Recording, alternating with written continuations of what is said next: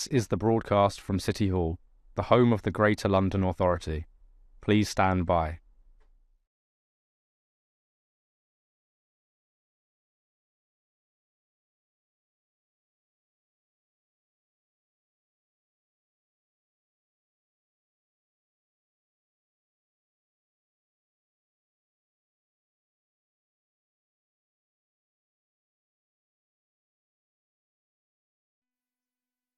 This is the broadcast from City Hall, the home of the Greater London Authority.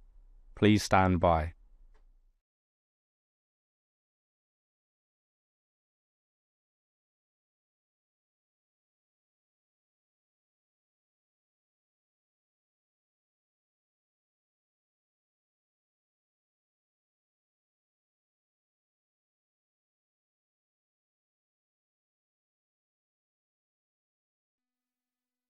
This is the broadcast from City Hall, the home of the Greater London Authority. Please stand by.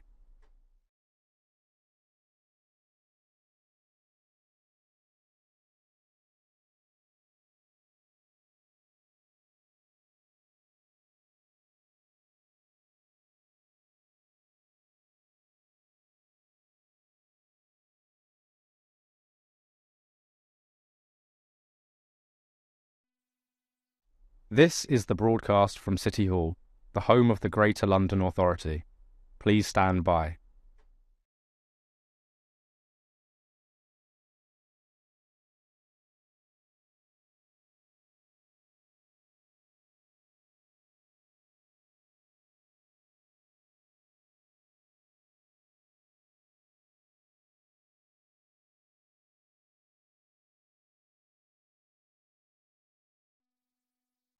This is the broadcast from City Hall, the home of the Greater London Authority.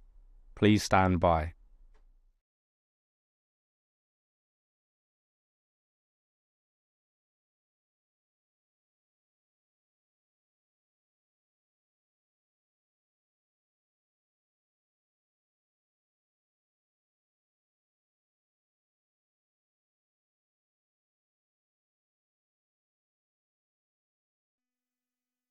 This is the broadcast from City Hall, the home of the Greater London Authority.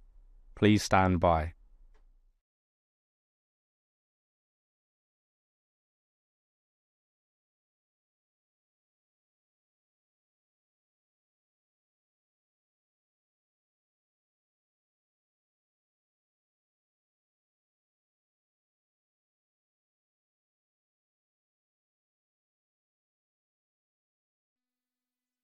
This is the broadcast from City Hall, the home of the Greater London Authority. Please stand by.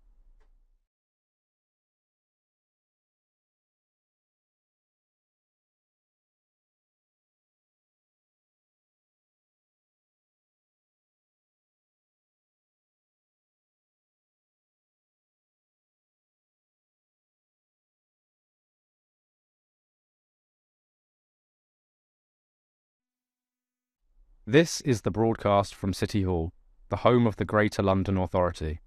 Please stand by.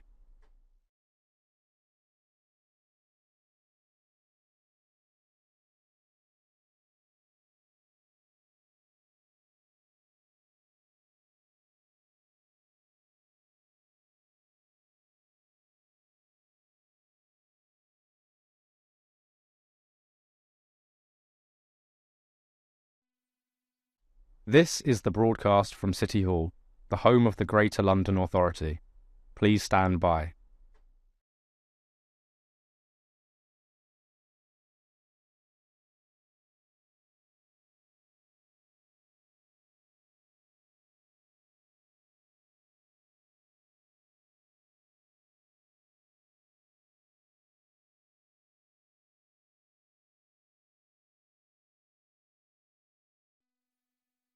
This is the broadcast from City Hall, the home of the Greater London Authority. Please stand by.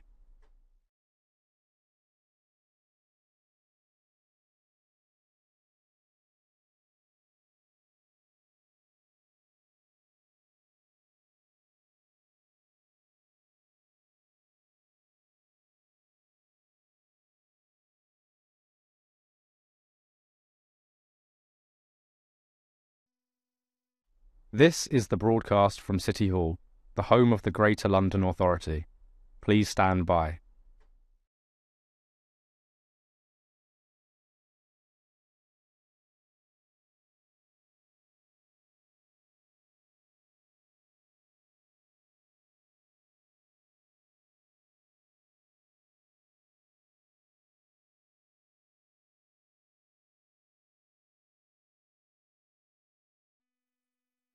This is the broadcast from City Hall, the home of the Greater London Authority. Please stand by.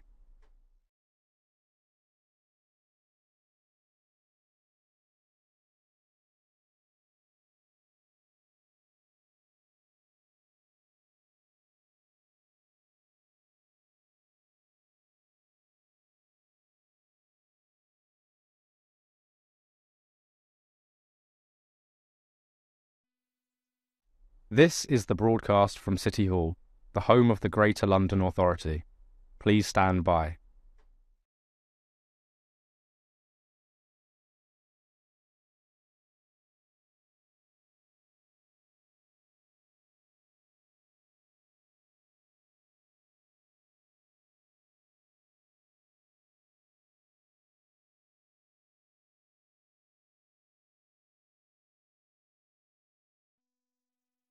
This is the broadcast from City Hall, the home of the Greater London Authority.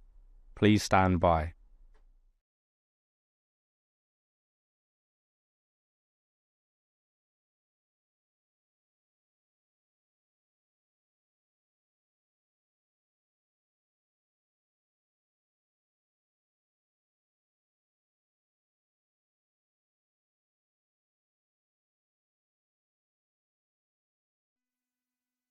This is the broadcast from City Hall, the home of the Greater London Authority. Please stand by.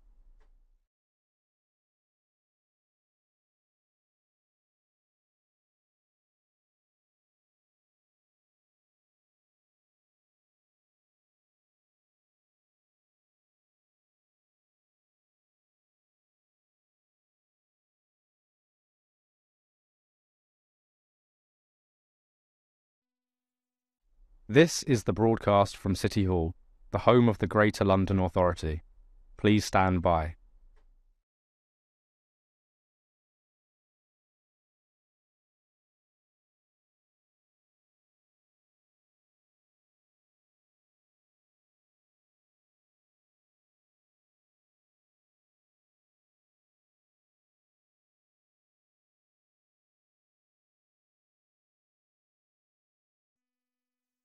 This is the broadcast from City Hall, the home of the Greater London Authority. Please stand by.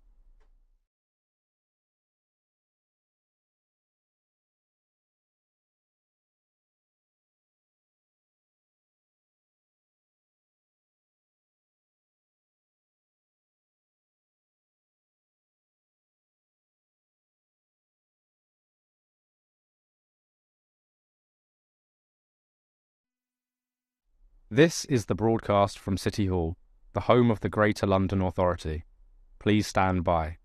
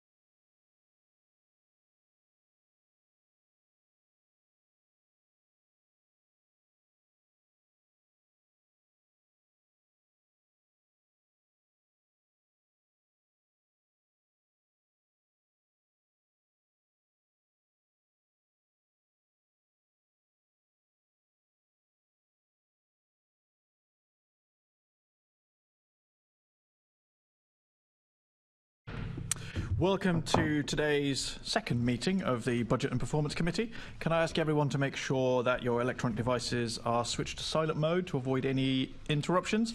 And can I now ask our clerk, Paul Goodchild, if any apologies have been received? Thank you, Chairman. Apologies for absence today from Assemblymember Fortune. Assemblymember Hall is here as substitute. Assemblymember Pigeon will be joining us remotely in a few minutes, and Assemblymember Clark will also be joining us a bit later. Okay, thank you. And before we get to our main item for this afternoon meeting, which is police and MOPAC budget, I have one other quick bit, which is declarations of interest. Can I ask the committee to note the recommendations set out at item 2 and ask if members have any other interests to declare? I'll take silence as the word noted and move on to item 3, which is our main item for this afternoon's meeting, which is a discussion of the Greater London Authority 2024-25 group budget, specifically the Mayor's Office of Policing and Crime. So I'd like to welcome our guest to this afternoon's meeting. We have Sophie Linden, who's the Deputy Mayor for Policing and Crime. We have Annabel Scholes, who is the Interim Chief Finance Officer for the Metropolitan Police. We have Claire Davies, who is the Chief People and Resources Officer, Metropolitan Police Service. We have Diana Luchford, who is Chief Executive for the Mayor's Office of Policing and Crime. Joining us remotely from 2 o'clock, we have Peck, who's the Director of the Violence Reduction Unit. And we also have Lisa Kitto, who is the Chief Finance Officer for MOPAC. So if we now move to the questions for this afternoon's session.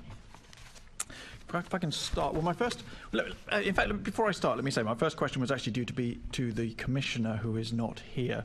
So I'd just like to note my disappointment, which is not directed to any of the guests here, but just to the world at large and to the Commissioner, and that he had agreed to be here and now isn't here, which I think I speak on behalf of the committee when I express how disappointing that is. So perhaps it's a question, first of all, to Claire and I'm sorry, to Annabel, and then perhaps Sophie, you can add a sort of opening question. Really, what are the key challenges and decisions that were there in the 2024-25 budget? What were the challenges that you had and the decisions that you made to tackle those challenges, Annabel? Oh, sorry. Well, you'd rather answer, Claire. I'll take that. Thank you. So the challenges for the budget and setting for next year, you'll be aware that we are struggling in terms of the level of financial resource we've got for the organisation. We're spending 27% less per capita on policing London than we were a decade ago. We know that our national and international capital cities grant is valued lower than it's needed for London. And some of the challenges that we've been facing operationally over particularly the last 6 months, I think, bring to the fore the pressures that we are facing. We've got a clear plan for reform. The Commissioner and the Board are really committed to delivering that reform, which doesn't come without additional cost. We were clear in New Met for London that we would do our utmost to use our existing resources well, realign them to new priorities, but equally there were big areas of reform that we would need additional funding for. So I think it's fair to say our challenges this year have been focused on costs of reform. They've also been focused on the mix of our workforce. So you would have seen within our budget, we are keen to start thinking differently about the mix of resources that we have. We describe ourselves as being an organisation that is bent out of shape. So what we would like to see, and I think Baroness Casey reiterated this in her report, is a different level of investment, particularly in staff, some of the skills and capabilities that we need, in technology to be more effective in terms of crime fighting, but also to enable us to be more efficient. So challenges in terms of costing reform, immediate pressures in our budget. We're seeing increasing inflation costs, as well as some of the funding challenges I've talked to, as well as the workforce mix. And therefore, I think our challenges as we start to consider how we reach that balanced budget position will be some clear prioritisation of the services that we're offering across London at the moment against our New Met for London reform priorities and our performance framework. We are clear that we are going to have to work our existing resources far harder to close that gap, but equally we will need to have to make some choices against our existing services and prioritisation. Okay, so in terms of the big challenges, perhaps we'll come on to. I think we have specific questions on the various elements. Perhaps a question for you, Annabel, then, is about the impact of the provisional local government settlement, what impact that's had on the, which was published, I think, on the 18th of December, what impacts that's had on this draft budget that we have for the coming year. Yeah, so the specific impact for us at MPS related to how the police officer numbers have been changed within the profile of the core grant. Fundamentally, the Home Office have reduced our police officer headcount target by 1,400, and fundamentally through that calculation we lost an assumed £34 million in reduction of our core grant. We also lost just under £1 million in relation to pension contributions that didn't fully fund the cost that we will incur at MPS. So we had a £35 million change from our assumptions in the draft budget to where we are now following the provisional settlement. Perhaps it's worth clarifying that, I mean, the reason that the officer funding wasn't available is because the Met hadn't recruited the officers. Every other police force in the country did, and presumably were able to slightly over-recruit, which is why the government offered them the money instead. It wasn't that the government viciously and unfairly took money away from the Met, it's that the Met didn't recruit the number of officers that it was allocated, and in fact at the time had been repeatedly saying that it wanted and needed even more officers than it had been allocated. 6,000, it was allocated, I think, about 4,500, and managed to recruit, what was it, just over 3,000. Yes, I can cover that. So you're absolutely correct. The loss of that grant is linked to our police officer numbers. Recruitment remains incredibly challenging for the Met, and in our budget submission we talked to some of the issues around that. Arguably, again, to our point on workforce mix, we would have liked to have used that funding to put more of our officers back onto frontline. We have a higher proportion of officers in back office functions than any other force in the country. Arguably, we could have had the impact of growth of officers on the front line in those areas that are most important to our communities if we'd been able to use that funding differently. We've not obviously been able to do that to date. Did you make representations to the government to that effect? We did, yes. Okay, it's just because I can remember sitting, shiny new Assembly member, this would have been December 2021, and I was looking at this debate about the number of police officers and being told that you needed to recruit 6,000, and my work background before I asked questions for a living was an operational environment, and I know that it's very difficult to scale up an operational sort of production line, if you like, very rapidly. So I was sceptical, or at least doubtful, that it could be done. And I was given repeated reassurances that it would be done, that it must be done, that it had to be done because those are the numbers that were needed. I don't remember anybody in answer to my question saying, we don't think we can, we'd rather recruit some staff instead. Yes, I think we're really clear we want more officers, and our ambition remains high, not just to secure the full police uplift programme, but to go beyond that. We've had huge success in recruiting over 10,500 officers since the police uplift programme. It has become far more challenging in the last 18 months, and there's a number of reasons that we can talk to because of that. I think to be fair, at the beginning of the uplift programme, we were, as I say, moving at pace. We were doing really, really well in our uplift. We were recruiting a year in advance due to the mayoral uplift, so we had a lot of confidence in our ability to continue recruiting. These numbers are challenging. Other factors are changing as well. We continue to do well in recruitment. We're reducing our time to hire. We're seeing low levels of attrition. But it is really challenging to attract enough officers into the roles that we've got. And of course, the context back in 2021 was very different to where we are now. The increasingly complex nature of crime, the demand that we're starting to see, we're facing now. I think we're really clear that over the last 10 years, the impact of of austerity has started to take us to a level where we do want to start reinvesting in some of the areas that we need going forward. And I've talked already about technology and police staff. But as I say, we remain really, really committed to achieving the uplift and going beyond that if we can with officers. Ideally, with the funding shortfalls that we've got, we'd also want to be investing in other areas as well.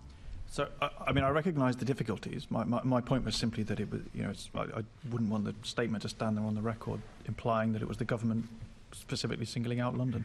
I don't But we don't want to They delve have made in. a very clear choice, though, haven't they, to claw back the police uplift money. And you've heard from Claire today that the Met made representations to them not to do that, and that they would spend that money on staffing. There was a very clear choice in front of them during the course of this year when they clawed back the money, and there was a very clear choice in front of them when they did the police settlement, and they have penalised the Metropolitan Police to the tune of just over £30 million, which has made the gap. The gap that's got to be bridged in the setting of the final budget and the final balanced budget has made it harder to do that. It's a very clear choice.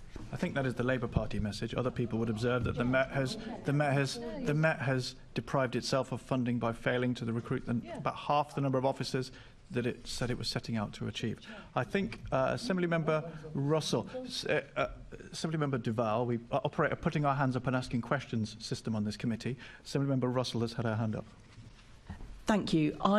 Just to continue what the Deputy Mayor just said, I remember the Commissioner very specifically saying to us on this committee that that because of wanting to make sure that the recruitment processes were done in such a way that the vetting and everything else was absolutely tip-top in order to address some of the issues that we're all now very familiar with in terms of the Met, that they weren't going to just pull extra people in to the Met. They would prefer to spend that money on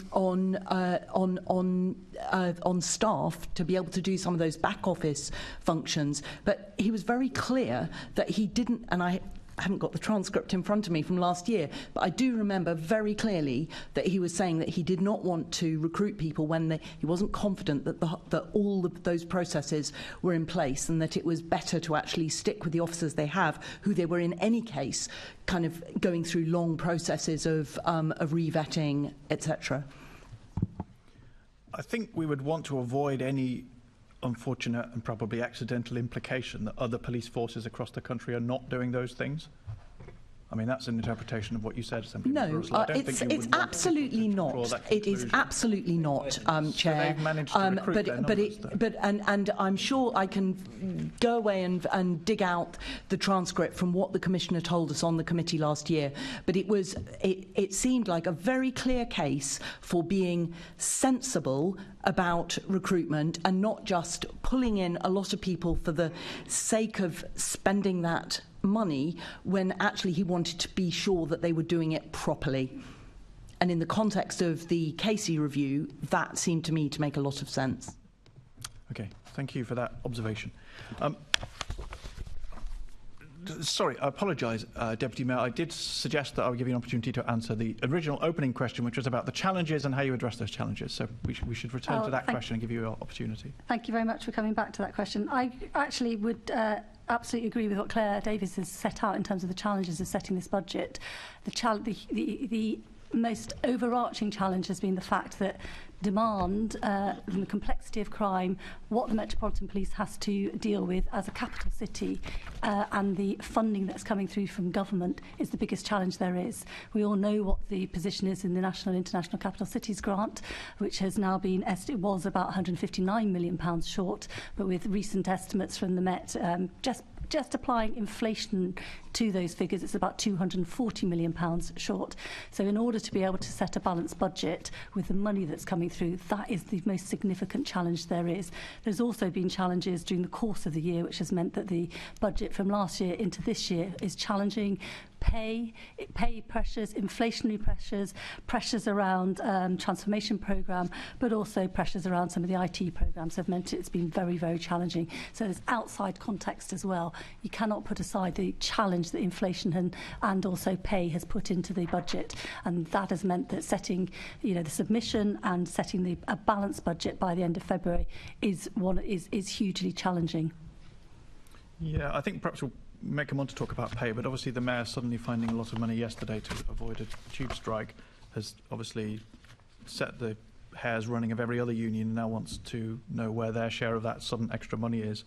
I think perhaps ASLEV have already come out, and I suspect they won't be the last. I think they want 12% now, but we're talking about police budgets. We have... Oh, sorry, I was just going to move on. Did you want to come in? And I could ask one of my two questions down. The National International Capital City grant? I think we'll get to that when we get to that. I don't, well, she has, but otherwise we lose our thread, don't we? Again, this is a question to the Commissioner, so perhaps a question to you, Claire, is about this question of two budgets being submitted. What was the thinking behind that, and how should we interpret the decision to have two budgets? I should say two Met Police budgets. So I think it's one budget submission from the Commissioner that was keen to articulate the total cost of reform that was submitted to MOPAC. I probably need to let the Deputy Mayor talk to how that was then presented in the final MOPAC submission. There aren't two budgets. What you've got is the submission from MOPAC with the figures from the Commissioner and the narrative from the Commissioner, and the Commissioner also attached an annex to his London Policing Board update around the figures. If you're talking about within the budget submission, MOPAC's budget submission, the fact that there is within the tables there's a £54 million gap to be found, to be bridged, and then also you have the additional money that will be needed to be invested to continue reform through New Met for London. We felt that that was the best way of presenting the figures to ensure that there was absolute transparency and accountability around what the budget is at the moment with ongoing costs and ongoing pressures, and what the budget could be if everything from the New Met for London plans were put into the budget. It's very like the climate budget as well. The climate budget, which is attached to the MOPAC submission, very clearly shows where the figures, how much is needed, what is needed, and where the gaps are. It's along those lines.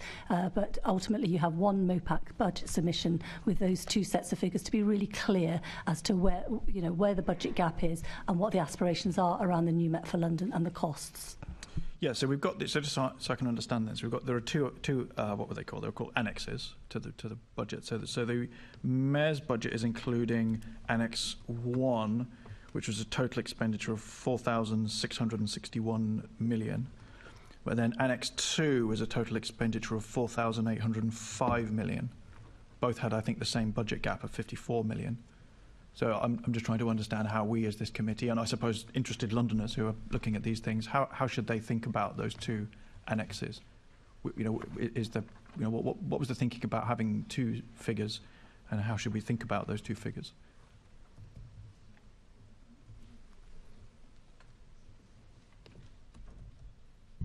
Sorry, could you just point us to the numbers that you've just quoted there? So the draft budget in Annex 1 includes a total expenditure of £4,661 million, and the Annex 2 includes a total expenditure of £4,805 million. And the difference between the two is, just as the Deputy Mayor's explained, it's the investment required to deliver New Met for London. So Annex 1 excludes the New Met for London ambition.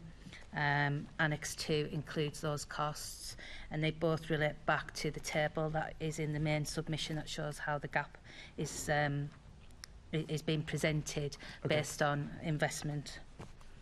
So Annex 1 includes New Met for London plan, and Annex 2 doesn't? No, sorry. Annex 1 excludes New Met for London ambition. Annex 2 includes New Met for London ambition. So when we look at the Mayor, has the Mayor not taken Annex 1, though, in the overall GLA budget? Is he not using the Annex 1 number? The Mayor's budget assumes Annex 1, but the investment that is reflected in Annex 2 is shown within the Mayor's budget, but as a footnote. Yes. So this is what I think is puzzling, because I mean, those of us who follow these things, I mean, it seems to me the New Met for London plan is the Commissioner's plan to deal with all of the problems that have, well, the ones that have come out from Casey and other problems that are known.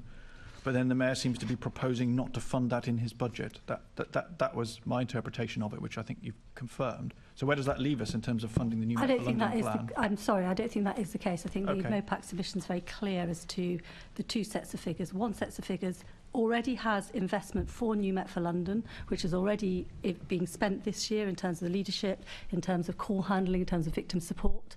That has already been spent, and that is already baselined into the budget. So New Met for London reform will continue. The second set of figures includes additional reform and additional aspirations, and it's very clear within the MOPAC submission that that is work that is ongoing as to where the prioritisation is, what happens with the police settlement that we now know that it was actually punitive to the Metropolitan Police, and we're very clear that between the publication of the draft budget and the final settlement of the final budget, there is work ongoing around prioritisation, around what can be achieved, where efficiencies can be found and where savings can be found, in order to be able to try as far as we possibly can to meet those aspirations in the additional budget that's set out around New Met for London. It doesn't mean that New Met for London doesn't continue. It means that because that's already, as I've explained, there is already funding for New Met for London within the budget, baseline ongoing. There is growth within the budget as well, but there is additional growth through the second set of figures that we are now having conversations about what is achievable, where the prioritisations are, and what the challenges are to meet that. So for a few glorious seconds I thought I knew what the difference was, but now maybe I don't. So it's about 130 odd million difference between the two. So how much New Met for London funding is there in Annex 1? And then are we then agreed that Annex 2 is an extra 130 million in the coming year for New Met for London, but the New Met for London budget isn't zero in Annex 1. So what is the difference? What is New Met for London funding in Annex 1 in that case?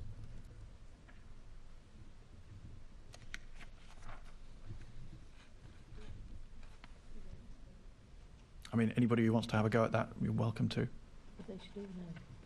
Well, I can talk to the costs of New Met for London that are in the budget for 24-25 for the Met. Annex 1 or Annex 2? So the Commissioner's submission, which I think is your Annex 2, we're clear in terms of the new investment. Deputy Mayor's absolutely right. We've obviously had investment this year from the preset, which we've invested in the areas that she has talked to, including PCSOs.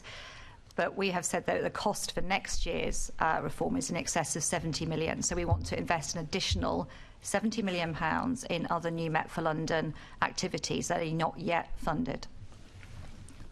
So this is the 4,805 number. See, I suppose the bigger picture of what I'm trying to understand here is that it seems to me that the New Met for London plan is a very important part of what the Commissioner has set out to do. And I reiterate my comment from the beginning of this meeting that it's extremely disappointing that he agreed to come and then isn't coming. Perhaps he would have a better answer to this question. But there's obviously a gap between what the Met's, let's say, aspiration is for the 4,805 million, which includes all of that extra funding for New Met for London. But that's not what the Mayor's included in his budget. He's got a budget which is about 130-something million less. And so I want to understand what that difference was. And for a few seconds I thought the difference was that New Met for London wasn't included. Now I'm being told it is included, but obviously at a lower figure. So I can see some shuffling of papers. I don't know if anybody... It just seems like a basic question. I'm not sure why it's so difficult. It's not a difficult question. There is a table in the submission which gives you very clearly total final position of previously agreed growth. If you look at the new growth, you have Learning and Development Programme 11.4, and this is included in the budget. Met Shared Services, you've got Enhanced Returners Scheme, you've got money for Connect, and you've got money for Performance and Insight. So there is funding already in the budget, which is growth. Some of it, from this year moving on to next year, which is growth. I think that apologies if I've confused things with my answers. There is funding within the budget for New Met for London. The 70 million and the 70 million, which adds up to about 140 million, which is the second set of figures, is the growth that the Commissioner would like put into the budget. We are now having conversations with, and that's additional reform. We are now having conversations as to what is achievable, what is affordable, and how far we can go with that. And obviously that's dependent on a lot of issues around savings, efficiencies, prioritisation, and how we can, ultimately, as we know, and I know, ultimately you have to set a balanced budget by the end of February. So let's, so we've got two lots of 70 million that are the extra spending in Annex 2, which are the, I don't want to mischaracterise them, but I'm thinking of those as sort of the wish list. This is what New Met for London done really well would be. So I'm trying to understand then, if you don't get the extra money, what do we get with Annex 1? So New Met for London plan can still go ahead, but without the extra 140 million that would, I'm trying to understand what do we get, what do we not get for the Annex 1? So if I could talk to, yes. So we've broadly got 140 million, you said, 70 million New Met for London to 73, which is about our workforce mix. We're clearly of the view we'd like to do both of those things next year. to deliver some of the areas we've talked about. If we don't get that investment, then we are going to have to start to think about the ambition for New Met for London. Do we reduce it? Can we do it over a longer time? How much of our existing resource do we put towards a New Met for London against prioritising other services or reductions? So it would be a reprogramming, reprioritisation, and losing some things that may be valuable but not core. But the core New Met for London project would continue, even if, let's imagine a worst case scenario, I suppose, where it's only the Annex 1 money, without the 2 lots of 70, it would still continue. Yeah, absolutely. I mean, our New Met for London plan of reform, we're really clear that has to be delivered. Therefore, in the absence of any additional funding, we would have to prioritise the existing resources we've got against those reform ambitions and the performance ambitions in our new framework.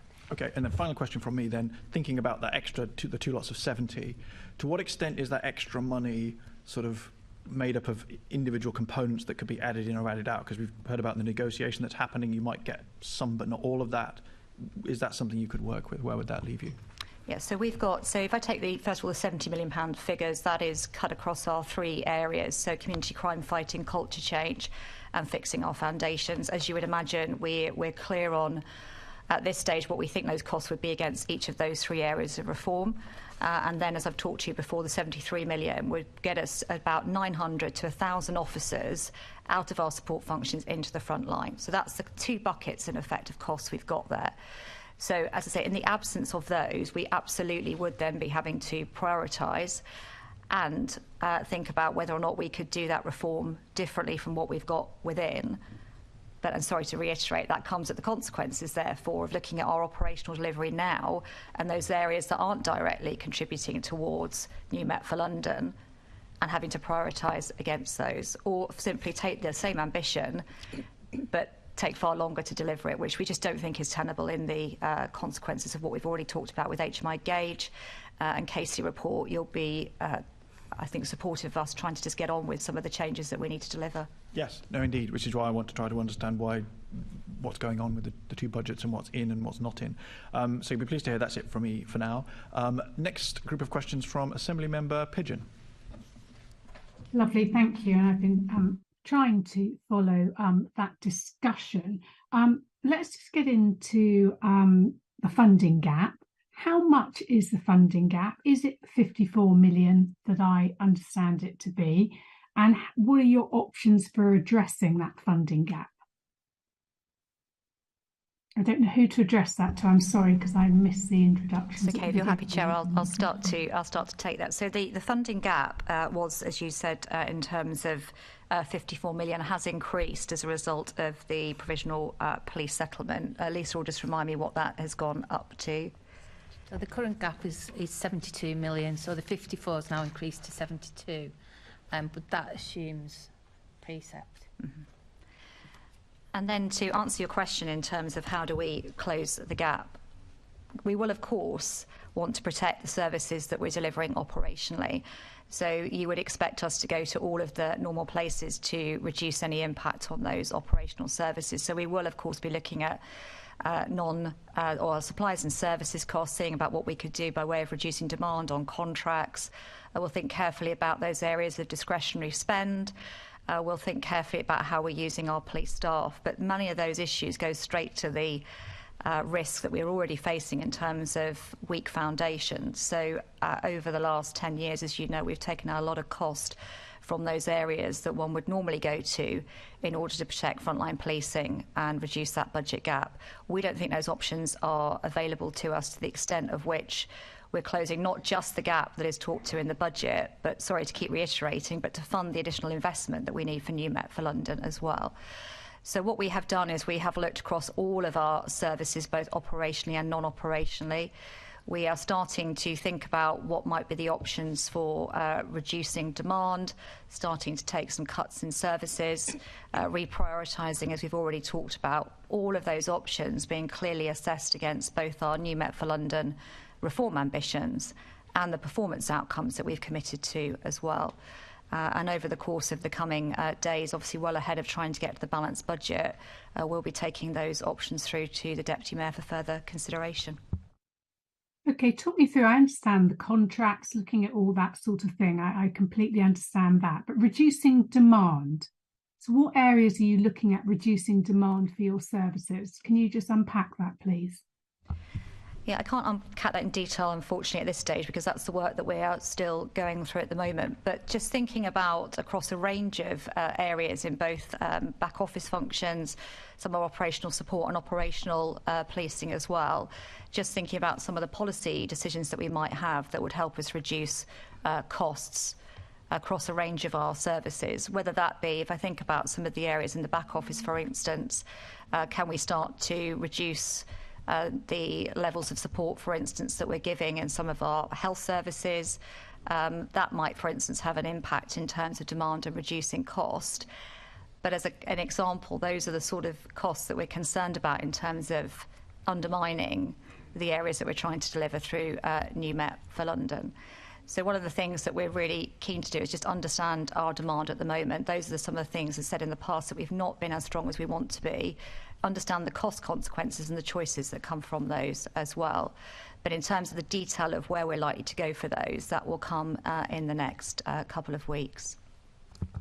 Okay. Can I just, Caroline, can I just give one? I'll bring you in a sec. I just want to just pursue that. There's lots of words coming out there, but nothing that gives me the clarity that I would like there. When you're talking about health, are you talking about the work around mental health that's going on and trying to get the system to step up rather than the Met? Is that what you mean by reducing demand?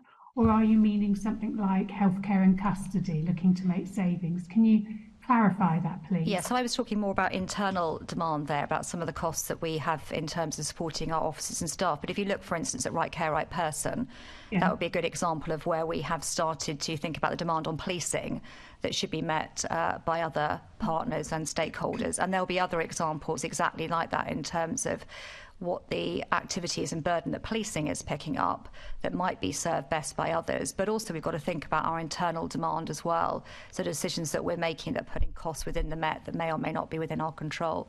But a lot of those, as we know, will come with consequences. Okay, is it Sophie who wanted to come in? Somebody else I heard. Sorry, Caroline, I was just going to flag up this sort of programme, the Right Care, Right Person, in terms of really looking at how do you reduce, not only demand, but getting the right, making sure there's a right response to those in mental health crisis. But that is a very clear indication of the way the Met can make quite serious changes, which make a serious impact on their budget and on the pressure on the front line that will be, needs to be looked at and taken forward. But I was just going to talk about Right Care, Right Person. Yeah, I mean, I understand that that's an obvious thing. I don't know how many more of those kind of things you have up your sleeves to make this £72 million funding gap disappear. But let's also look alongside that you've overspent. So I think in the last year, 40 million overspend has occurred. What are you doing to try to tackle the overspend as well? So the overspend has been driven quite significantly by increased overtime costs linked to protest demand over the last 6 months. We've got other areas of our budget as well that are overspending. We've got our new Connect system that is being implemented, second drop of that coming very, very shortly, additional training costs. We have been running hard at reform as well, so you'll see us incurring more costs linked to achieving New Met for London ambitions, and demand in other areas increasing as well. We're clear that we need to start thinking quite quickly and critically about how we bring ourselves back on budget of this year. Those are some of the controls that we're working through at the moment. It is challenging for us in the context of the demand that we're facing operationally and the changes that we want to deliver. But we're clear that we now need to consider those controls in place before the end of the year. Okay, and then you've also mentioned this morning the issue of reprioritisation of existing services, and your budget plans include 53 million from that. How are you identifying which services are going to be targeted, and what's the likely impact of this?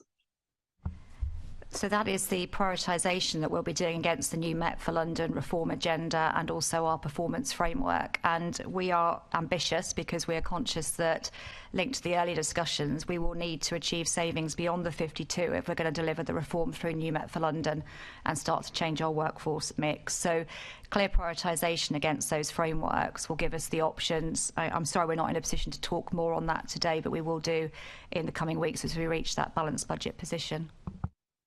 Okay, so your new Met for London is effectively your framework that you are measuring everything against, and your decision on whether to do something or not is measured against. It seems to me, and we had a really interesting discussion with Fire this morning, that they've got their new plan, which is their framework, and then they have been doing a lot of work in the last 2 years, and it's really becoming apparent when we see them every year, around how to properly project manage, cost planning, and understanding at what point you might need funding for a project and so on. Are you doing that kind of management capacity building and investment to make sure that you are able to more accurately decide when funding is needed for certain projects and to be able to deliver the kind of transformational savings that you're going to need? I think we've been clear our foundations are still weak, and I'm conscious that in New Met for London we talk about fixing foundations. That's not to put back in a lot of the costs that we've had in previous years in the same places, but it is to make us a more efficient and effective organisation. So we do want to start to do the similar practices to London Fire Brigade. We do want to have more of an understanding of our demand, the cost of that demand. We want to be able to resource the Met differently going forward. We can only do that if we can invest in some of the areas that we've talked to in New Met for London. We know, for instance, that our financial reporting and our data is not as good quality as it needs to be when we're trying to make good investment decisions. That's what we are trying to address, and that in part is what we're looking for through the just over £70 million worth of investment next year. What about investing in your team of staff and officers in terms of them developing projects that they think, here's the project that's going to turn around this area of business, to actually make sure they fully have understood it and you've got the right rigor and challenge in place so that you can have confidence in the figures and the deliverability of those projects? Because we've seen this with IT and other projects year after year after year in the Met. How can we expect savings to come out if you perhaps haven't got that management grip? So I'm looking to hear from you whether you've got systems and training and so on in place to make sure that part of the process is robust. Yep, so we're investing now in different capabilities coming into the Met, a strategic delivery partner who will help us build some of that capability and capacity in the Met. We've already put some of that in place in the last year. Part of the 70 million for next year will be investing more in our transformation capabilities, all of the type of capabilities that you've articulated. That's where we need to go. We've got a good investment in leadership development over this year. We start training our senior leaders differently in the next 2 to 3 months. And yes, of course, we will build in all those skills in terms of good financial acumen, good business planning skills. But fundamentally, we need to be investing in a significant capability in the centre to deliver the programme of reform that we need and put back some of the foundational aspects that will make us more efficient and effective. So some of that is the Annex 2 option, the additional money that you would like to see. So that's not in the current Annex 1 core budget. So that the costs of the capacity and capability is within our 70.1 million in Annex 2 from the Commissioner. Great. Okay. Thank you. Thank you, Chair. Thank you. Assembly Member Duval. If we can go back to the issue around converting money from police officers to support staff and freeing up police officers. Can you just clarify, we touched on it earlier, where are we exactly with your interactions with the Home Office and any bids? Those discussions remain ongoing. And the detail of those discussions, are you in a position within the MPS to identify all those officers that are potentially doing support staff jobs that could be put to the front line. You've made that detailed business case to government. So the work we've done over the last few months is focused particularly on officers that are in our support functions. So we've got, as I said, between 900 to 1,000 officers in support functions that we want to redeploy on the front line. If you take the kind of benchmarks, the Met has got 45% versus 28% nationally in terms of officers in those functions. So we know where those officers are. There are a range of functions from learning and development, transformation, they're in our professional standards team, some of our analytical capability as well. So we're really clear on where those officers are and how we would get them out, and we want to put them into the areas that we've talked through in New Met for London. So we are working hard to say, look, we think we can be both more cost effective in the long term because it would be cheaper for us to have staff in some of those areas.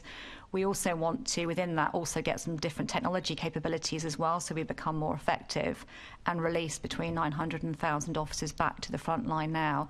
And that might be through either recruiting police staff or bringing in different external capacity and capability at pace as well. That seems to make great sense. Why is the government resisting it? I don't think that's a kind of question for me. Why are the civil servants then, in terms of pushing back, in terms of that, and not setting out a timescale of where, realistically, I think if I was in their position, I'd want to bite your hand off to do this. So what's the resistance for? I think, to be fair to Claire, I should take that question. I don't think this is about civil servants pushing back. I think it's about political direction and political steers. The government wants to deliver its 20,000 officers no matter what the cost of the Metropolitan Police is. They had very clear choice to make as to whether they claw back the money during the course of this financial year and also in the police settlement. They took that choice instead of agreeing to a bid that had gone into the Home Office to claw back that money and for it not to be spent on staff.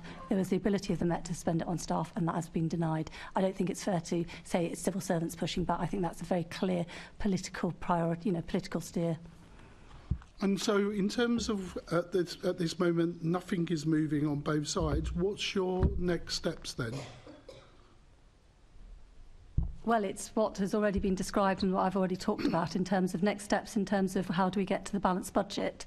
We are going through painstakingly line by line with, the Metropolitan Police are going through that, and we have that oversight role. And we will be looking at that and have regular meetings with Claire and her team to look at that in terms of prioritisation, whether difficult decisions do need to be taken around some of the new Met for London proposals in the additional money about what is possible there, whether it needs to be done over a longer time frame or not. I mean, I think a very clear message from this meeting, from this, you as a committee need to hear from. It is incredibly challenging. The Metropolitan Police budget has demand coming in. You've seen it in the last couple of months with the protests. Over about £20 million for the Palestinian Solidarity Campaign protest. Similar amount on the Just Stop Oil protest. That's just in a couple of months. That is very much absolutely in the heart of the Metropolitan Police's capital city duties. I've already said it at this meeting. If that were properly funded, we would not be in this position because the money would be there to be able to. The money would be there. It would be there in able to be spent on the staff and the capabilities and what's needed for the Met. That grant is not properly funded, and that is a fundamental problem and a fundamental challenge for the Met. Okay, thank you. Assembly Member Hall. Good afternoon. Can you just clarify for me, Claire, you said that you're looking at the frontline staff that are doing admin work. Have you got a list of those staff? So we know they're not frontline staff. I was talking there about police officers that we've got in our back office functions. So yes, we are clear on where our officers are in back office and middle office functions, and therefore where we would bring them out of to replace with police staff. So that's been done, and how many of them are there? So we think in the next year we could look for 900 to 1,000 officers out of our support functions. Now, what I would say is the Met does have a much higher ratio. The Met will always need more police officers and comparative forces outside of London because the very clear policing capabilities we have. We would we think we could go up to 3,000 officers out of middle and back office functions into the front line. Right here, right now, we're clear on the 900 to 1,000 that we could take out of those support functions in the next 12 months with the funding. That's the 73.9 million that we want to invest next year. So 900, you know the names, you know where they are, etc. Well, I know exactly where they are in terms of the functions. That's why I'm yes. asking. Yeah. Thank you. Thank you. Assembly Member Russell. Thank you, Chair. So this was a question for the Commissioner, so we'll have to see how it lands. The draft budget states that you will be exploring funding streams for the unfunded 73.5 million required to deliver the new Met for London activity. But what funding streams are you actually exploring to pay for that? I think that was merely reference to the conversations that we have ongoing with government and, of course, the Mayor as well.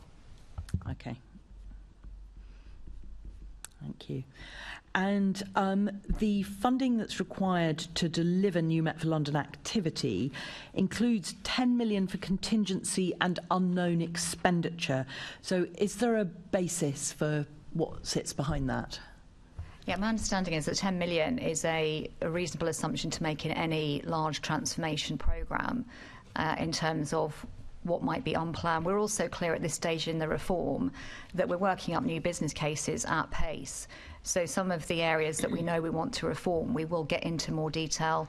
10 million felt like an appropriate benchmark and contingency to have, as I say, with the scale of reform we've got and where we are in the level of detail of planning our business cases. Mm-hmm. One of the things you mentioned earlier, or possibly you or Sophie mentioned, but about the Connect rollout being, and you've got the next bit of that coming. But I think I picked up that there's a level of risk in that. Could that be something that would get picked up in that same 10 million of contingency, or? So our Connect costs are, so basically we've obviously committed money this year for Connect. We increased the level of training that we wanted to give to our frontline. That meant we incurred some additional costs. That's in part the pressures that we're receiving this year. For next year, one of our growth items is Connect. That's about the ongoing running and delivery of Connect. The 10 million contingency in New Met for London is not there for Connect. Okay. It is very much focused on our reform ambitions. Okay, thank you. Good to be clear. And then you've already spoken quite a lot about what's going to come out of the 73.5 million for New Met for London, but is there anything that you haven't yet had a chance to say about what's going to be delivered for that? Yeah, so the 73.5 million is, you're absolutely right, is our workforce mix. What we want to do, though, is rapidly redeploy those officers into areas that we've talked about in terms of neighbourhood policing, public protection. So our real challenge in terms of our recruitment at the moment is our capacity needs to be redirected to those areas that we know that our communities care most about. That's what we're anxious to do and want to do it quickly. So what you would see through that investment of 73 million is officers out of those back office functions into those areas that we are prioritising. That's the neighbourhood teams, there's public protection, there'll be other operational capabilities as well. And then the 70 million for New Met for London will be cut across the three areas that we've talked about. We've covered the fact that we need new capacity and capability to deliver the transformation itself. We want to put more back into some of our enabling services. Just the kind of simple activity of trying to redeploy, for instance, 900 officers requires quite a lot of internal capacity to do that and to do that well. We also have got quite a big investment to make in our cultural professionalism programme. So you'll see additional investment in terms of culture in there. You will see as well some of the new technology capability that we want to make as well to improve our operational crime fighting capabilities, as well as additional investment in leadership training and some of the broader training for New Met for London as well. But we are trying to get a really good mix of not just strengthening our foundations, but also making sure we see a positive effect operationally and quickly in the next 12 months too. Thank you very much. Thank you, Chair. Thank you. Assembly Member Desai.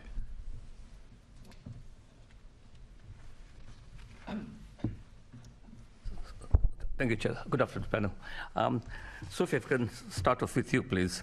You already mentioned the need for NIC, the National International Capital City Grant, to be properly funded. So can you provide more information about the letter sent by the Mayor to the Home Secretary in December 2023 calling for the National International Capital Cities grant to be increased? Have you received a response? Will this letter be published? We haven't received a response, but I suppose we have had a response in kind, which was the police funding settlement, which didn't see an increase in the National International Capital Cities grant, but we haven't actually had a letter back from the Home Secretary about that one. And I don't think we'd have a problem with publication of a mayoral letter on this.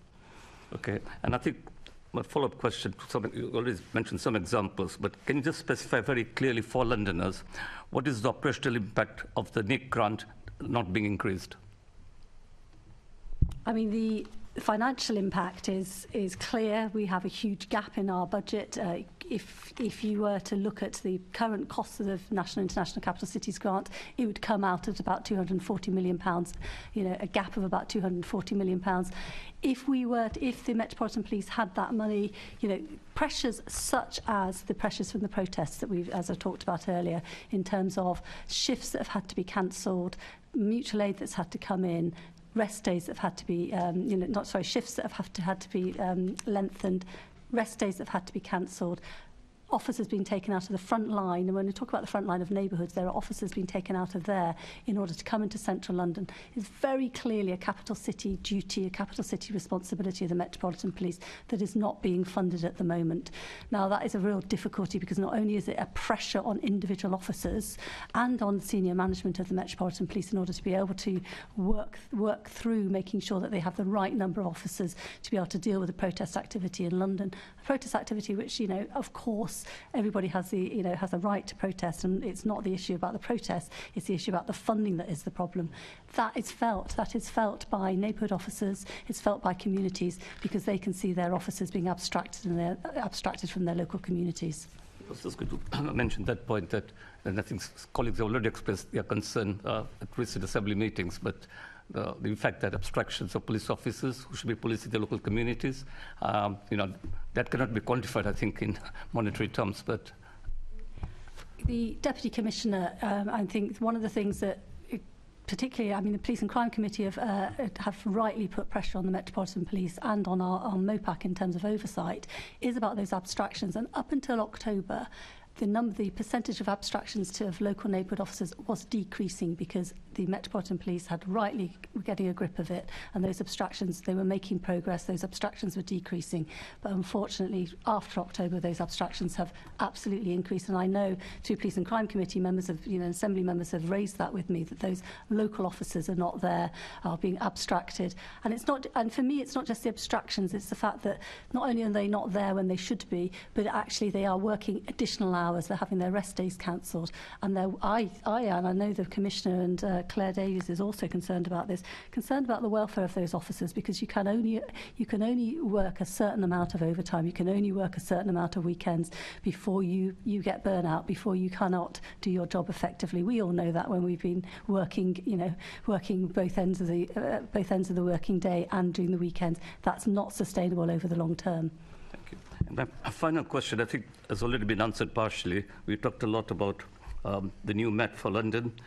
You've spoken a bit on what aspects of the new Met for London will be at risk if underfunding continues. So can you, and I think maybe this question was the Commissioner, but I will ask you, Claire, can you just summarise the issues so that you are clear what will be at risk? And it will also be good to have a MOPAC viewpoint from you, Diana. So if I take that first, so we're clear on our views on reform, we know what we want to achieve, and we've put a timescale against those. In the absence of the funding, I can't be specific today on what we would not do or do less of, but for every line of New Met for London in terms of the reform, we're going to have to consider whether we take that reform ambition out over a longer period of time, whether or not we do less of it. But there'll be some areas for us that are really, really critical that we're not going to be able to compromise on. Those are some of the choices that we're going through right now in the context of trying to get to a balanced budget next year. Sorry, before I come to you, Diana, are you able to give some examples? I mean, as I understand, the Commissioner told the London Police Advisory Board last month that the 240 million funding gap would force him to make quote, some very hard choices. What are these hard choices? Can you give one or two examples?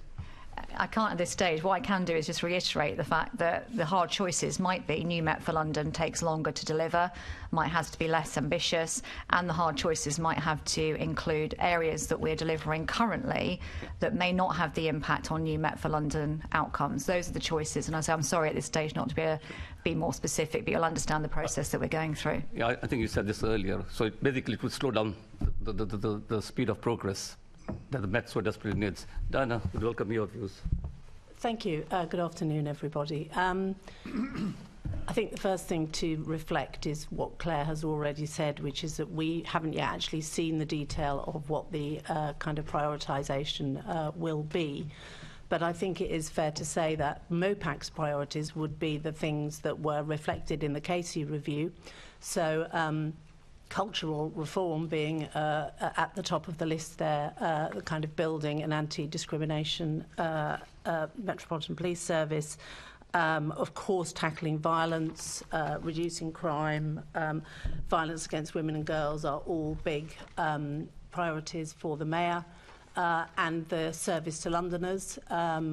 So obviously Met CC and continuing to ensure that we're answering calls as appropriate. There are some things in the budget that it's not really possible for money not to be spent on. So they're not really discretionary. So that includes some of the additional funding on the technology programs like Connect and Command and Control and so on. So those would remain priorities as well.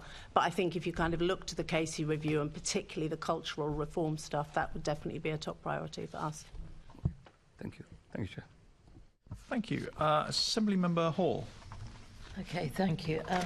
Well, Deputy Mayor, I completely agree with you. We must look after our frontline officers, and I'm very concerned that Claire's saying that you're struggling. You've used those words yourself. Those of us trying to struggle through and make sense of these two budgets, as it were, it is a struggle. It is a great pity, Deputy Mayor, that the Mayor can't shake his money tree. And let it fall on the police service, quite frankly, because that's what Londoners are so concerned about. But my next question is to the Commissioner, so I don't know who to place it to. How did you select the new growth proposals included in the Annex 1 budget submission? So we've started to look at our reform programme for next year, those areas that are more important to us in terms of those that have to go into next year's delivery, and those areas, as I say, that we're more confident will deliver as part of next year. We're going through, as we've talked about already, in terms of a prioritisation process.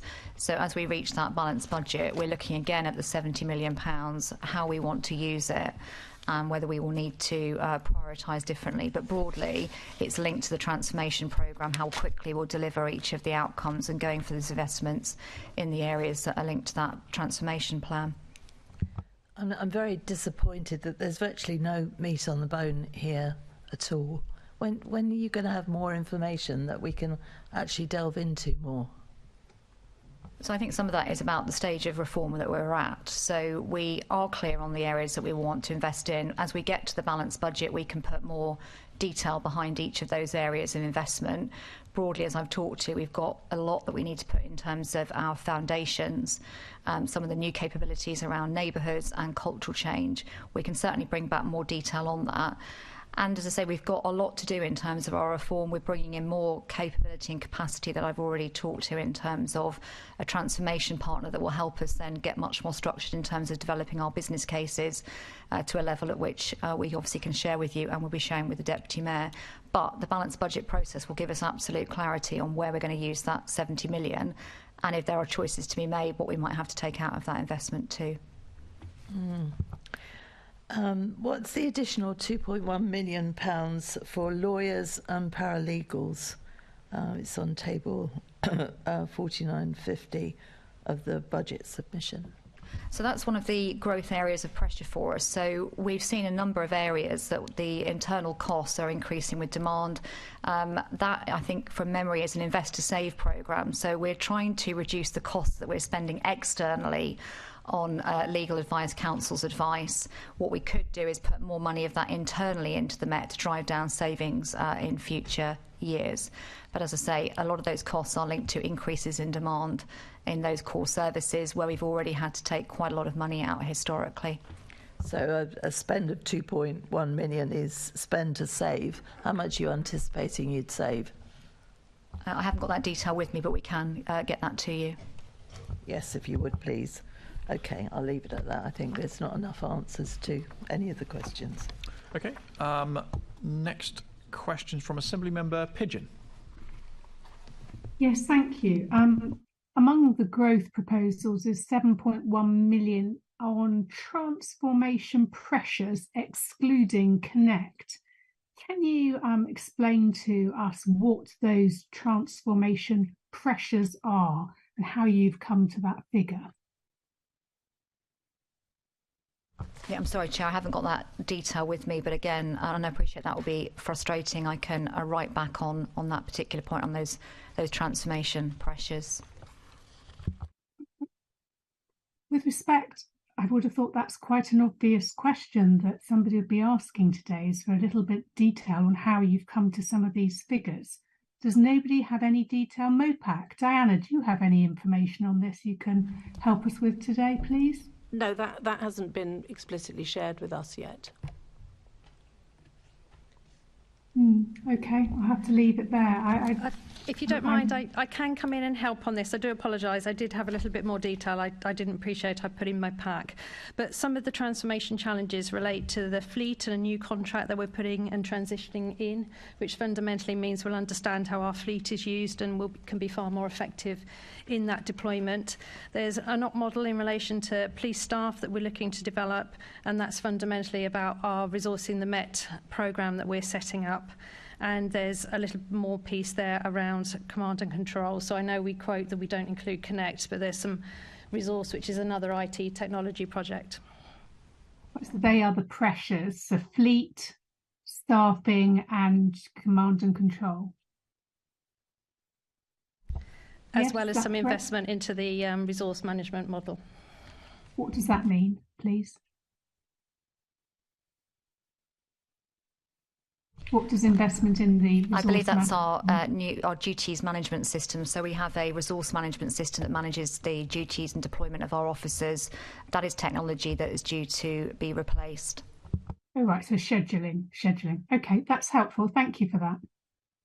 Okay, before we leave this section, I have another question from Assemblymember Hall. There's the submission actually shows a huge variation in the funding for the enhanced returners scheme over the next 3 years. There's a growth of 7 million in 24-25, a reduction of 2.8 million in 25-26, and a growth of 4.8 million in 26-27. So can you explain that to me?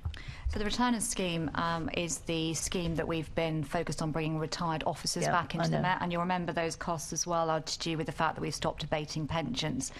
So at the moment, linked to our recruitment plan, we'd like to bring more officers back in as returners. That's the increase in the 7 million next year. That is going to have to be one of our choice points that we've already talked about in terms of the growth items.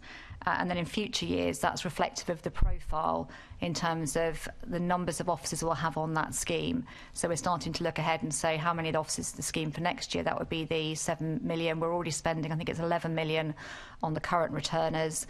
And then as that workforce profile changes, the costs obviously change. So less in some years, more in future years.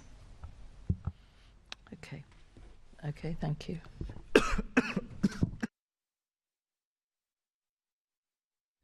Let me try that again. We now move on to a section on capital with Assemblymember Rogers.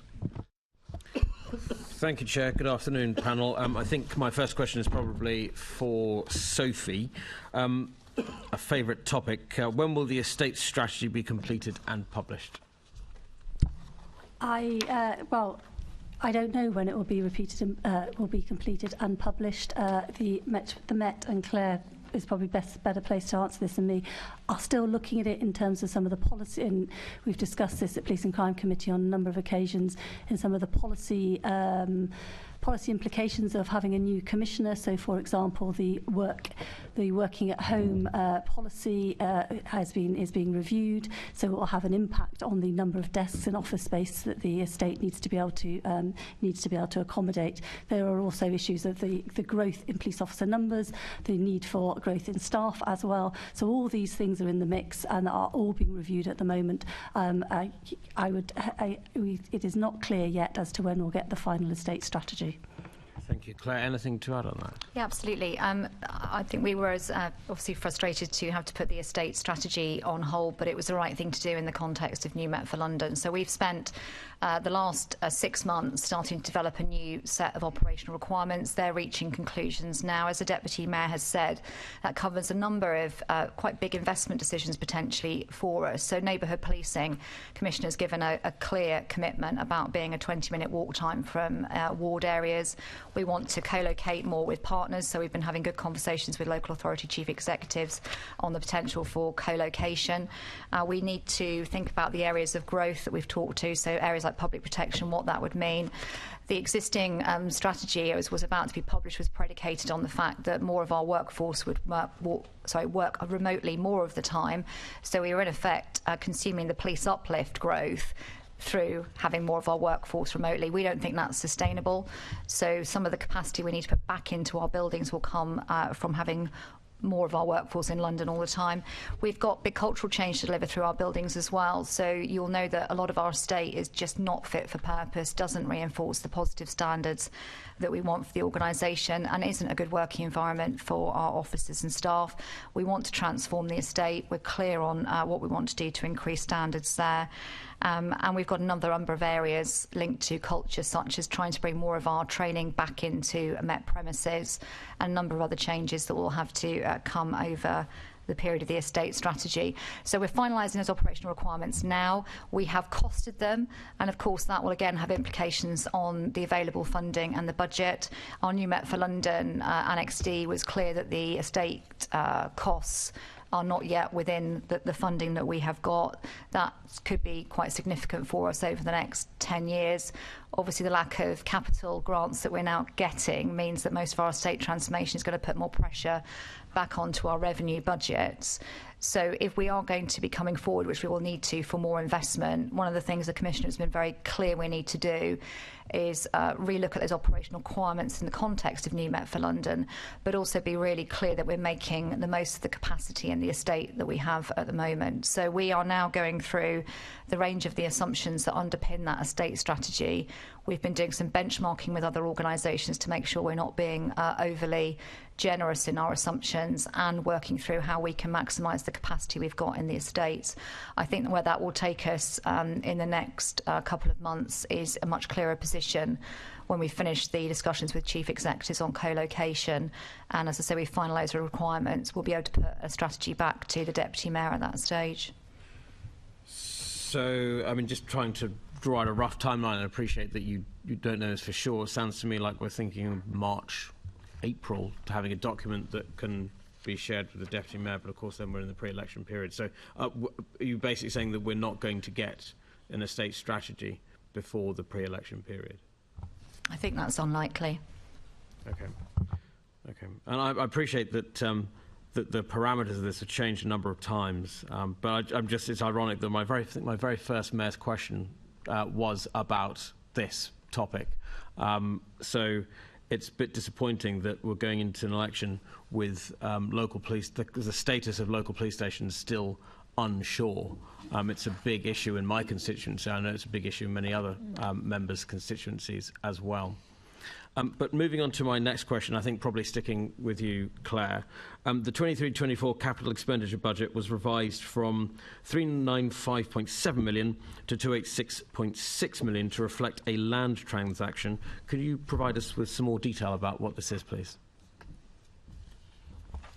So I don't think we can go into specifics around the specific land transaction, but the capital programme is based on a number of assumptions around capital. And as you know, with capital, it's one of those things that will change over time.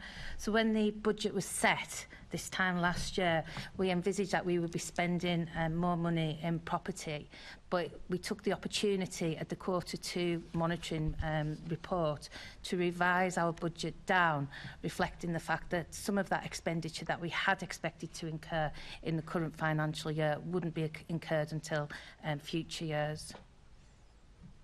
Okay, fine. Thank you, Chair. Assembly Member Pigeon. Thank you very much. I'm still not clear why you can't provide us with more detail on that land transaction.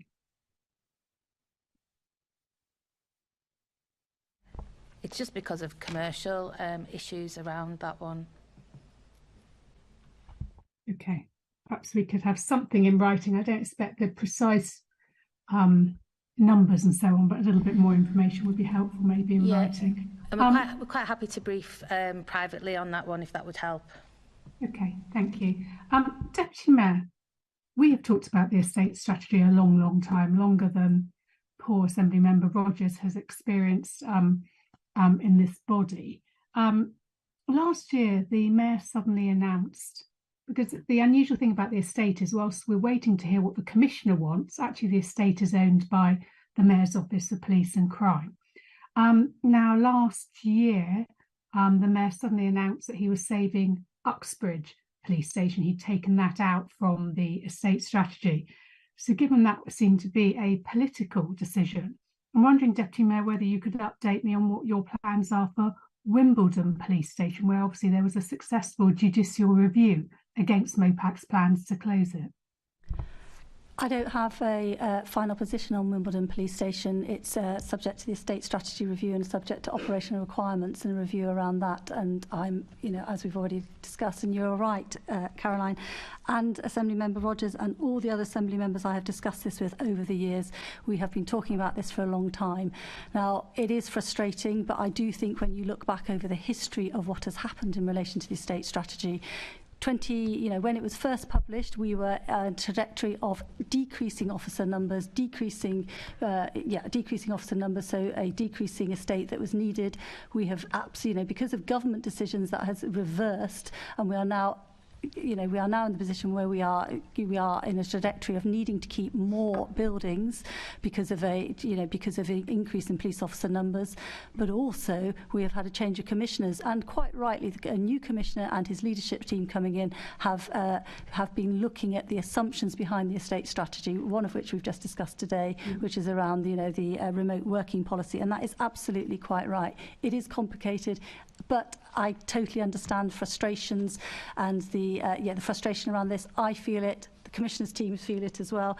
I think there's a lessons to be learnt in this, in going forward. Once this is out, once this is once we have got the estate strategy, that any other iteration of an estate strategy needs to be looked at in a different way, so we don't get caught in this bind again of trying to have an all singing, all dancing estate strategy. We need to think about what is the most transparent and accountable and open way for Londoners to understand what's happening to police buildings, and how do we do that without getting ourselves into years of perpetual review, because it's frustrating for you, it's frustrating for us, and it also puts a freeze on some of the work that needs to, some of the buildings that do need to be sold. It puts a freeze on those because nothing can happen until the final estate strategy is finalised. I do understand the frustration and Londoners wanting to know. However, I do think it's really important that some of the key elements of an estate strategy for Londoners is about where their 24-hour police station is going to be. Is there going to be a 24-hour front counter? We have always been clear since the first estate strategy that is not changing. There will be one 24-hour, and that will continue. One 24-hour police station per borough. That is not, that Londoners do not need to worry about that. What we are talking about is the buildings in which police officers work, not the buildings to which Londoners go to report crimes or to, in terms of any public access. That is not changing. We have been clear about that. Okay. So we're not going to get an answer from you today on Wimbledon Police Station. What about the disused Teddington Police Station? I know I've been in correspondence with you before about this building. We had real issues with repairs and maintenance, but also the local community and MP Munira Wilson have been campaigning for it to be sold for community benefit. and there had been a proposal linked, I think, possibly to a housing association and a GP practice. Just wondering where you are with that, or are you saying that is still absolutely on hold until this mammoth strategy eventually emerges?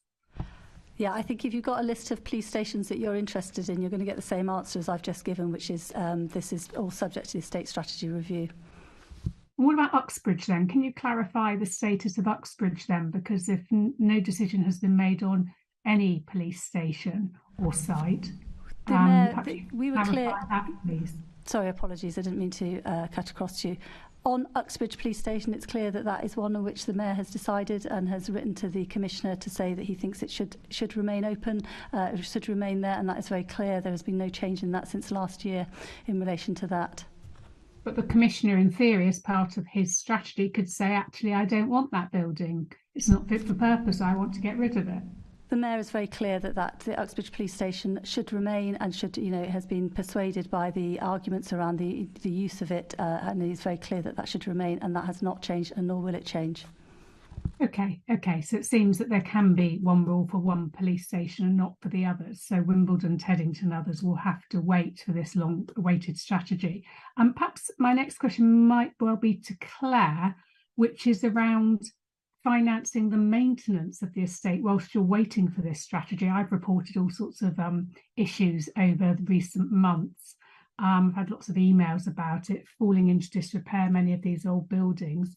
How much money have you put in the budget just for basic maintenance and additional repairs whilst you await this Bible of a strategy that will eventually emerge? Yeah, I'll just get those. We'll have a look and see, get those figures for you in terms of specific of how much we've got invested in our current budget or any growth for next year. What we are having to assume, of course, is that by not disposing of some other planned buildings, we're going to have to maintain more of those for longer. And obviously, the delay in capital receipts of disposing of buildings. So we have made some assumptions within that in the next for next year's budget. We also are clear that we want to start reinvesting in some of the estate, appreciating Deputy Mayor's point that until we're clear on which buildings we're disposing of and which we will want to retain, we'll need to think carefully about where we make that investment. But we can get back to you on terms of the figures that we've got for next year. You'll also see in some of the growth items that we've got that we're also putting some more investment into our building managers. So this is part about maintaining our estate. You'll see 1.5 million of growth there. That is part linked to some of the cultural change and standards that we've want. We've also got some additional pressures, about 12.8 million. That's another one of our growth items.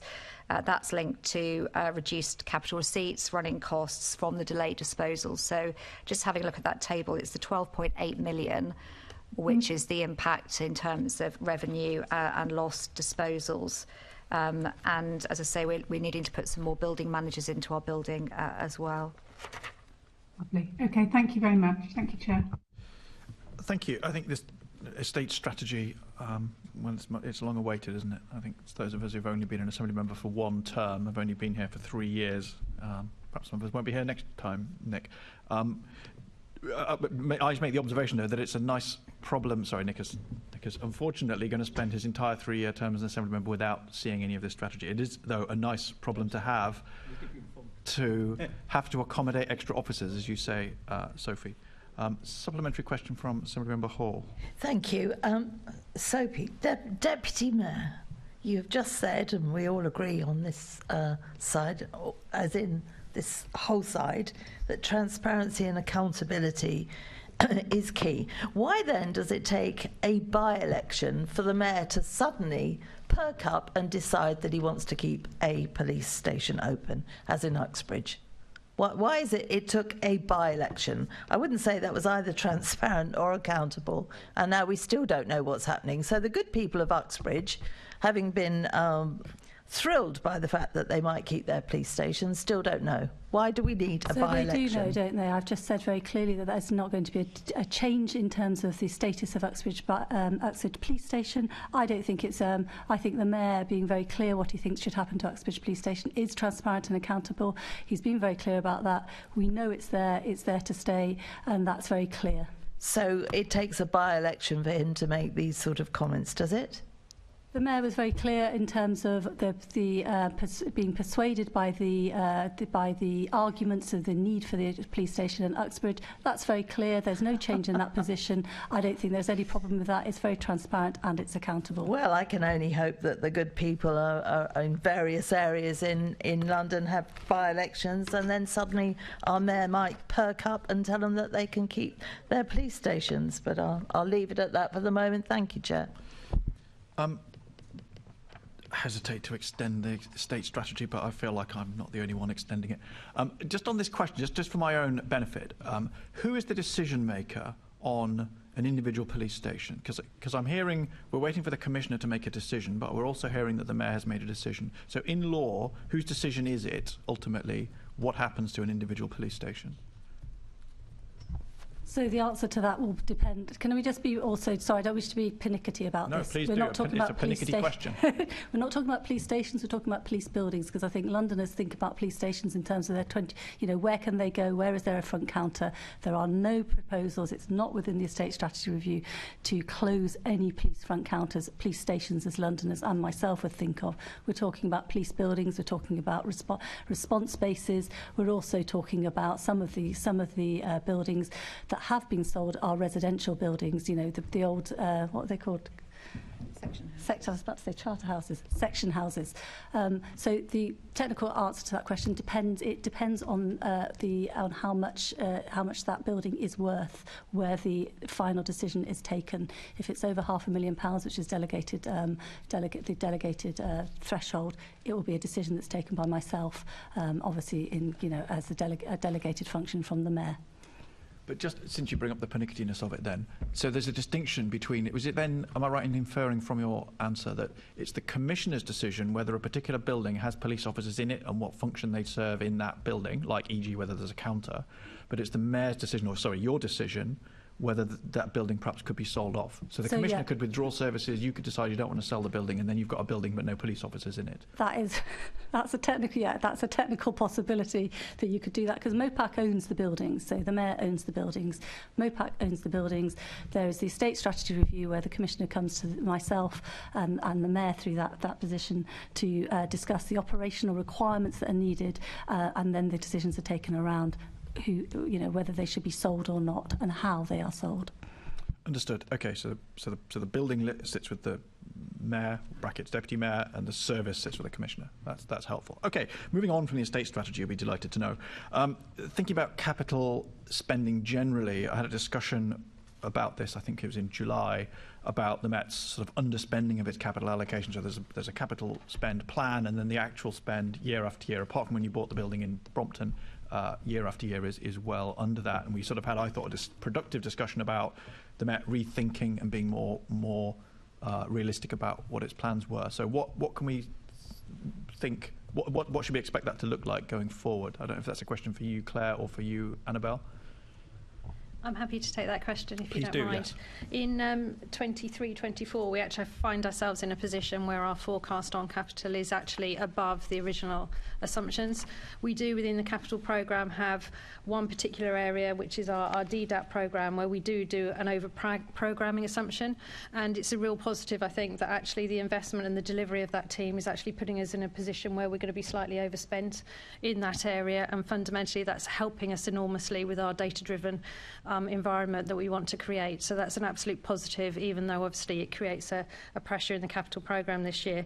We are in a position as well, though, with the additional investment we're putting into our Connect systems, for example, and you will see them flowing through on the capital programme as well. So in 23-24, we're not in that environment. We are in a position where we do have a delivery model that means that we are actually delivering against that programme. Going into 24-25, though, we're doing exactly the same prioritisation exercise that we're doing with all of our other services.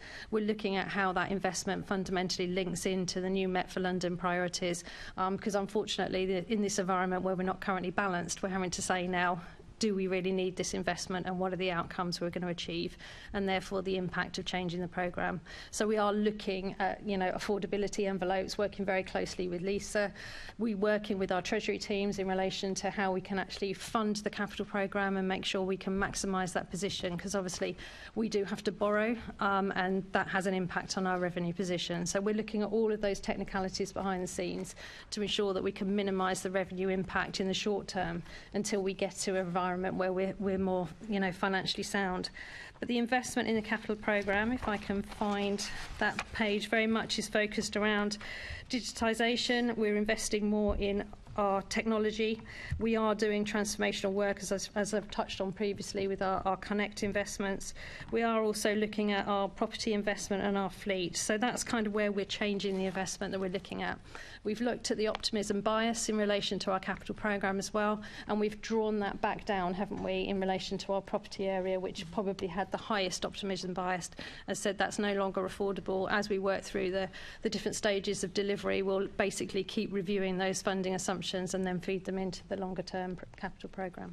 So in terms of the optimism bias, my sense was that was part of what was going on. So there'd be a plan to spend a particular amount of money on a particular project, and obviously then with the capital programme you have a profile of each year we expect to do this much on this project, and it was always sort of slipping back. That seemed to be the thing. So is something being done? I mean, obviously there are two things you can do about that. One is just reprofile the budget so you expect it to happen when it probably will happen, and the other one is to be more effective at getting the project completed so you spend it when you originally hoped to. So which of those is the general approach that you've taken? It's a combination, and I think it's all those things come together to create an environment where we get a positive outcome.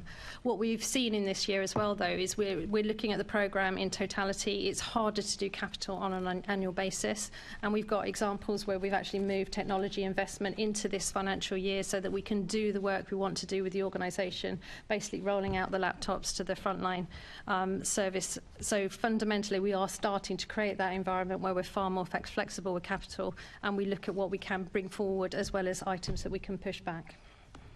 Okay, Sophie, did you want to? Yeah, can I just add, I think it is a really important area for a sort of oversight and scrutiny, the capital budget as well, and it's one of the areas we've been focusing on during the course of the year, not just in the sort of last couple of months. We've, in terms of the strategy days that we've held with the Met, from February onwards, MOPAC did an analysis exactly of what you're talking about over the last few years about the slippage and the underspend within the capital budget, and it's one of the things that we've worked at over the years, but really focused on for this year to try and right-size the capital budget, because it is so important, not just because you don't want an underspend, but because so much of the capital budget is based on borrowing, because we get, as we've discussed earlier, we get no capital grant from the government, nothing from the government. So your question around, theoretically, you could have a building with no services in it and the mayor could decide to keep it. That would, theoretically that is true, but that wouldn't happen because we need the capital receipts to go into the capital budget because we get no grant. But it is one of the areas we've really focused on in working with Claire and her team and the Commissioner around that strategic look at the capital budget, so we don't get into the position where we have those underspends, and nor do we get into the position where we are budgeting for a revenue impact, although of course you don't borrow until you need to borrow. Yes, actually, I think your answer leads into my next two questions. I was going to quickly ask one, I mean, you perhaps have just answered it just now, Sophie, the response from government to requests for capital funding. We get no capital grant from the government. There is a capital grant that goes through the counter-terrorism funding for counter-terrorism, but there is no capital grant for the Met. Okay, and then finally, I don't know if both Annabel and Sophie, you both talked about borrowing and how you think about the borrowing risk. Obviously, borrowing costs have gone up. How do you sort of think about and how do you manage the risk of obviously the revenue cost then of the capital spending in terms of supporting the borrowing? Who wants to have a go at that? Lovely question, Lisa. Yeah, so I mean, you've hit the nail on the head in terms of capital, and as Sophie says, we don't get any funding from the government in terms of capital grant. And as our capital receipts have reduced over the years, our borrowing requirement is going up, but we do have to look at that in the context of affordability. So as Annabel alluded to before, all the time, as we're doing the monitoring, as we're doing the budget preparation and that forward look, we are considering the impact on revenue of borrowing costs, and we need to make sure that whatever we have is affordable. So again, as we are looking to close the gap, we need to look at our capital programme, and we need to say, actually, is all of that borrowing affordable within the revenue budget that we've got going forward? Understood. Okay, I think that was it from me on that section. Is there an extra supplementary question from Caroline Pigeon? Yes. Thank you, Chair.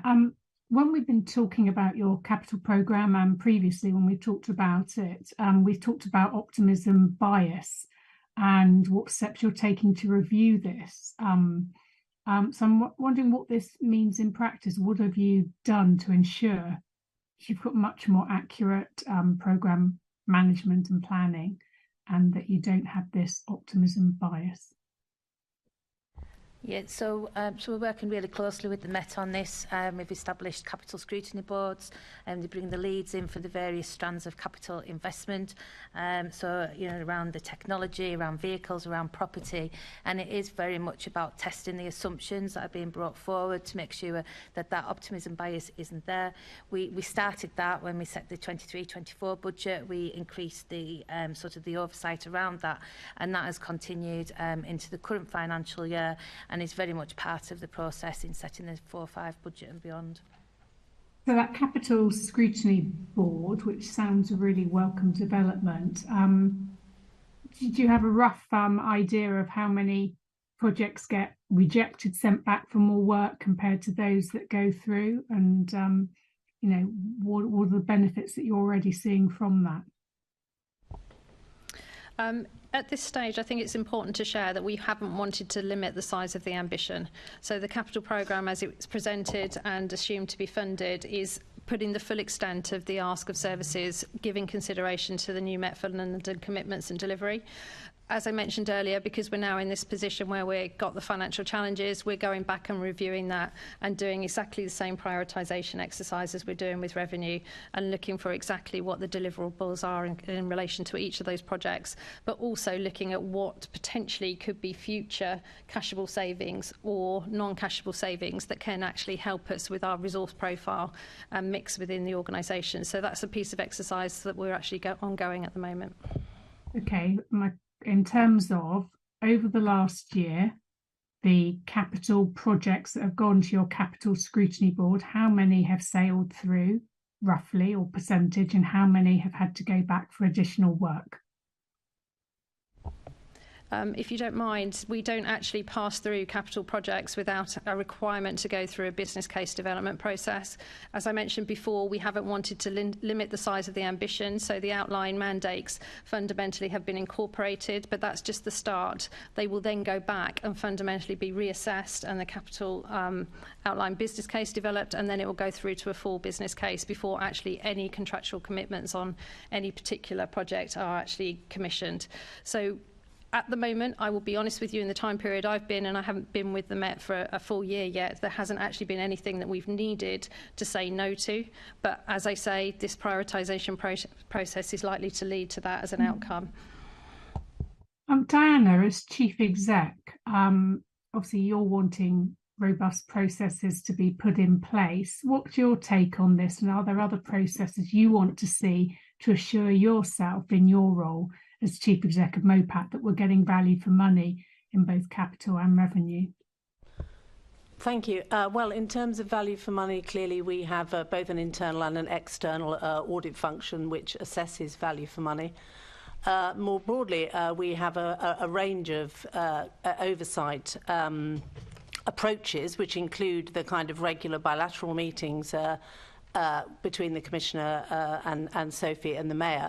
But of course this year we've introduced the London Policing Board, and that's sort of become the apex of our oversight arrangements. And we have a new performance and finance committee as part of that, which met for the first time in December, and that's going to oversee the totality of the Met performance and finance management to ensure that Met reform is kind of supporting service delivery and better outcomes for Londoners. So I think that kind of additional layer will provide us with more assurance. Okay, that's your advisory board, though. Some of this is getting into much more of the detail, the management detail. How are you assuring yourself that those management processes are robust enough given the financial pressures the Met is facing? Well, MOPAC is a member of the Exco Investment Board in the Met, which we attend monthly. So that is one of the ways. And obviously, Lisa has a number of regular meetings with Annabel and other colleagues in the Met to sort of go into the detail of the numbers. And that assures you, does it? Yeah. And also, in terms of investment decisions, those go to IAM, the Investment and Monitoring meeting, which is chaired by Sophie. So all investment decisions over a certain level, 500,000, come into IAM. And as chief exec, you keep abreast of all of that, I assume. Well, I'm on IAM. My decision threshold is 500k. Above that, Sophie signs off the investment decisions. Okay, lovely. Thank you, Chair. Thank you. I don't see any other indications. That brings our section on capital to a close. So we now move on to a section on reserves with Assembly Member Clark. Thank you, Chair, and good afternoon, everyone. I suppose this is for Lisa and possibly Annabel. We can see that the reserves are being depleted, and by 2026-27 there'll be 84.3 million left in reserves. What are the risks associated with drawing down reserves to that level? So clearly, as part of our financial strategy, reserves is a really important part of that in terms of financial sustainability and resilience. So, and you are right in terms of the reserves are reducing over the lifetime of the medium-term financial plan. And it is something that we do absolutely need to monitor and make sure that we've got sufficient reserves going forward to cover our financial risks. And that essentially is the main risks, that we don't have enough reserves should we see unexpected pressures emerging in year. So we have already a reserves protocol in place to make sure that our reserves are backed by plans, to make sure that we understand what they're being held for, and also that if they are to be spent, that we've got associated plans with those in terms of what that investment will give us. But we do need to make sure that we are making sure our reserves are at a level. So the reserve strategy, the draft reserve strategy that's being published, is very much about looking at how those reserves can be built back up, so that this isn't a position that we will sort of accept now and reserves will reduce over time. We need to make sure that we are planning over our MTFP period to start to build some of those reserves up. But we recognise that we've got some one-off pressures as well and some one-off costs, and we need to make sure that actually we're investing where it makes sense for us to do that, to get the efficiencies out or to get the benefit. And sometimes that means that we need to invest our reserves to do that, but we can't just have a position where the call on reserves is reducing and we're not planning to build them back up, and that's what the strategy aims to do. Do you have anything to add to that, Annabel? No, Lisa and I have been working very closely on those assumptions, and fundamentally we're moving away from the reserves being used to close the gap on the budget in the latter end of the MTFP, which is a central place that we need to get to. The opportunity has been there to basically create an environment where you can do your transformation to put those foundations in place, but now fundamentally the reserves position has moved away from that. So we are obviously looking at that embedding of that process within the base budgets and fundamentally not relying on reserves reserves. But that is an appropriate strategy. It's been used as a strategy in many organisations in which I work. We call it smoothing. And fundamentally, that does create space sometimes to be able to help an organisation mobilise and change in a different way. We are just in a position now with the current reserves position that we do, as Lisa said, need to look at the resilience of those reserves. We do need to look at our risk profile. That's an absolute requirement of us as CFOs to look at the risk element. It's not just about a straight percentage, although it's always helpful to have a percentage as a baseline for you to have a guide, because it's kind of a mystery when we say we need to look and work with the corporate risk register and evaluate that in financial terms. But that is what Lisa and I are currently working on. So you're able to use reserves to reduce the level of borrowing going forward? You could use reserves if they were not required for any other purpose to pay down debt, but that would be a positive decision. It wouldn't be something that you could do on an ongoing basis to finance that borrowing, and there's a slight difference in that. Okay, all right, I think that's all. Thank you. Assembly Member Hall. Thank you. I mean, using reserves, as you have been, must be a worry. Can you tell me what the Commissioner thinks of this?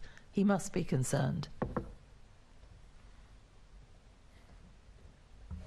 So I think the Commissioner has been clear. The Met has in previous years built up reserves. It's been appropriate to use some of those reserves to offset the position where we are now.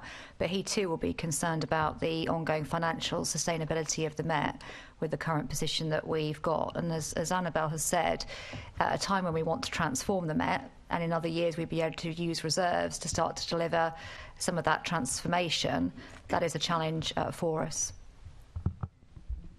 Can I just say, I think it's obviously, I totally understand why you've taken the budget in chunks about the revenue, capital, and then reserves, but they all link together. And one of the reasons that reserves, there's been one of the reasons that reserves have been dipped into in the way that they have is because reserves. One of the things that's happened with them, that reserves have been used to bridge budget gaps, as well as to make sure that they can pay for unexpected things during the course of the year, such as Connect, and that's one of the big run-on reserves this year has been Connect. However, we've got to the position where we can no longer, for the medium-term financial plan, rely on reserves, and as Lisa and Annabel have talked about, we've got to the position where we need to build them back up. It is absolutely linked to the funding position of the Metropolitan Police. It's linked to not having the money for the National and International Capital Cities grants. I'm sorry to be a stuck record on this. And in relation to your comments on where is the mayoral funding on this? This budget has over £1 billion of mayoral funding from council tax and for business rates in it, an 80% increase in the funding from the previous mayor. The mayor has always prioritised safety, always prioritised the Met, and has put a huge amount of additional money into the Met. Government funding into the Metropolitan Police used to be around 80%. It is now, and City Hall funding was about 20%. City Hall funding now makes up almost a quarter of the funding that goes into the Metropolitan Police Service. The issue with reserves is challenging. It is concerning. We're really clear about it in the MOPAC submission. We're really clear that we can no longer, we've actually got to think about how do we build up the reserves. That is going to be very challenging, building up reserves and making decisions around new Met for London reform at the same time. These two things are linked. Yes, I think if the mayor is prioritising safety, it shows what a disaster he is, because it's not going very well. I'm just making the point at this part in the committee meeting that using reserves to the level that they have been, I would be extremely concerned, and I assume our Commissioner is. I'll leave it at that. Thank you, Chair. Thank you. Yeah, I mean, we do have to divide it into sections just to try to bring a little bit of order to the chaos of the universe, or at least our little bit of it, as best we can. Although, of course, you're free to answer as you see fit, cutting across sections as you wish. In any case, we now move on to a section on MOPAC and the Violence Reduction Unit, for which we are joined remotely by Peck. And these are questions from Assembly Member Russell. Thank you, Chair, and good afternoon, Lib. Oh, I spotted you on the screen over there.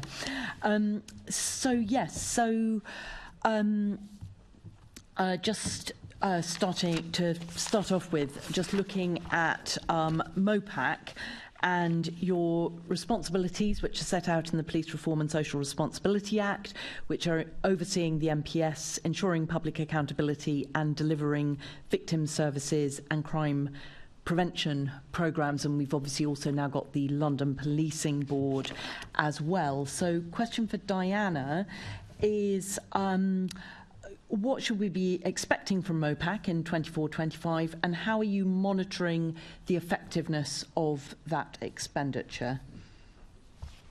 So in terms of what you should be expecting from us, obviously you should expect us to continue to deliver on our statutory functions, which you've just described, so I won't repeat those.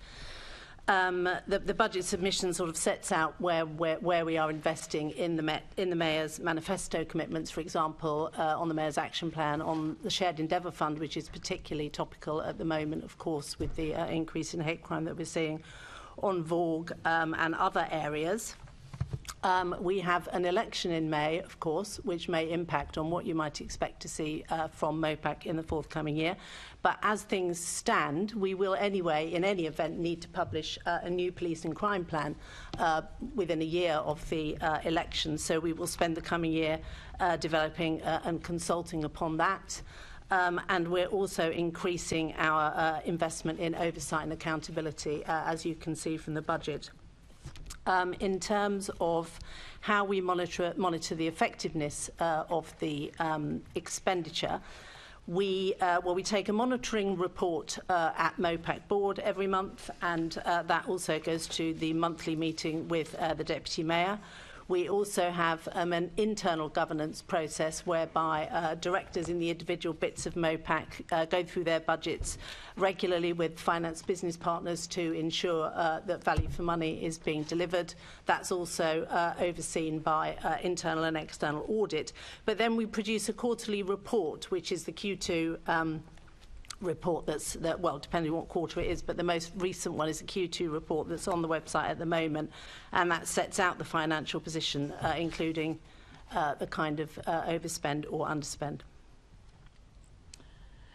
Thank you. And in terms of targets for 24-25 for MOPAC commissioned services, I'm thinking of things like the VRU, sort of what are the key targets, and to what extent do they exceed the targets for 23-24? So Linden will want to come in on VRU, but for MOPAC, we commission more than 50 different services, and each one has, in each case, we analyse why the service exists, what it's trying to achieve, what the outcomes are, what the indicators of success are, and which police and crime plan outcome the service links to. And on the basis of that, we set a range of targets for each individual service, and those are set out also in the Q2 performance report.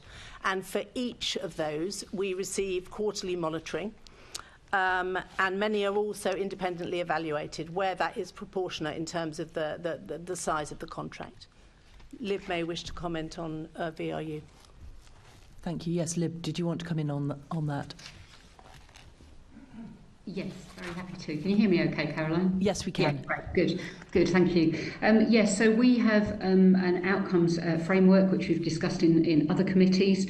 That goes through our partnership reference group, which is made up of all of the partners that steer the violence reduction unit's work. In addition to that, our performance is looked at through MOPAC board, and it is also goes up to David Bellamy on a quarterly basis. And we are now in the position, which we've been wanting to do for some time, of being able at the start of this year to publish and put online, separate to the PRG papers, our outcomes framework, and to be able for people to assess the progress of the different programmes. Great. I'm sorry, Caroline, I didn't answer your question about to what extent these will exceed the target. Perhaps you're about to remind me.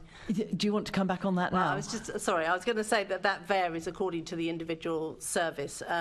The targets are set out in the individual contracts, and when the contract comes up for renewal, then the target is looked at again. You can see again in the Q2 performance report where we are against target. So if you look at something like the DRIVE scheme, which is a scheme for DA perpetrators who pose a high risk of harm, we're sort of looking to try and achieve behaviour change and make the affected families safer, for example. Then the target is something like the number of perpetrators that are allocated to the scheme and the number of participants who fully engage with the programme, for example, where the target's 70%, but year to date is like 86%. So that's where we're exceeding the target there. But across all of our services, there'll be a range of different targets. So it might be something like referrals into the service or number of victims using the service or whatever it might be. The thing I would say in respect of the forthcoming year is that there are increased demands on a number of services. So if we think about victim services, clearly court backlogs are sort of driving an increase in demand around victim services. So that type of thing will affect the likelihood of a target being achieved. Thank you. I just want to pick up on one thing in the consultation budget, because it talks about the additional funding of 8.8 million on a recurring basis, and increasing the investment in the ADA model, which tackles drug-related crime and harm, from 2 million to 4 million.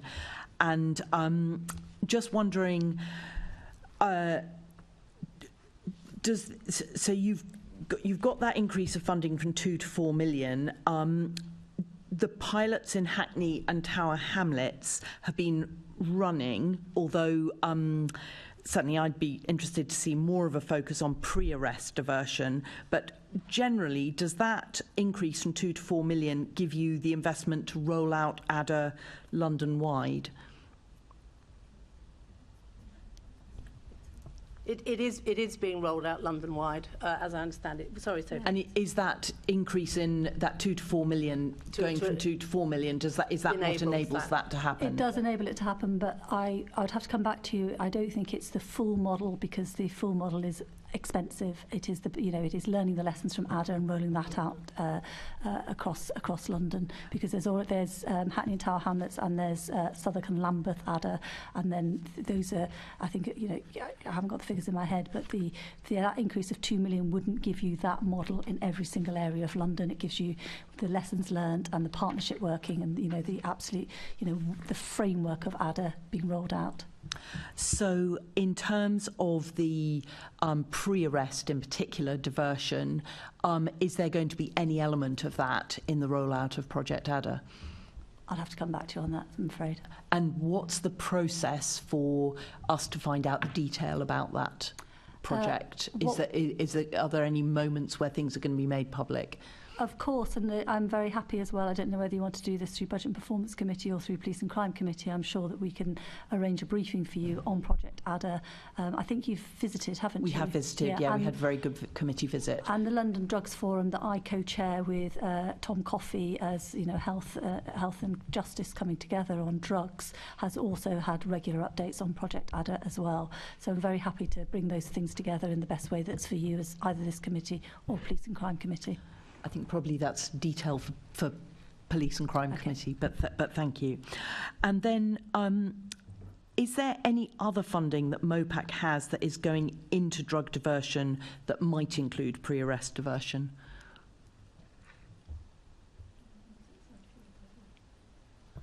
I'd have to check that, Caroline. I don't have that detail. We may have other funding that's going into drug diversion, yeah.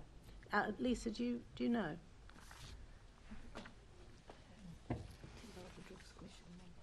Yeah, that's rescue and response, isn't it? I don't know.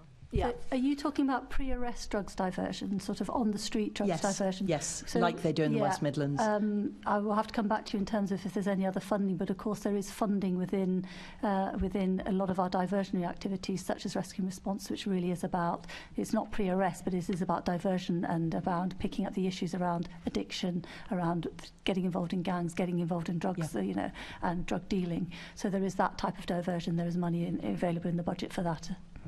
Thank you. I think we're straying into police territory, and I can see the chair's going to be getting very grumpy with me. So, but thank you very much. Thank you very much for that. Lib, I'm worried that the Violence Reduction Unit is going to be managing in these future years with a reducing budget, it looks like,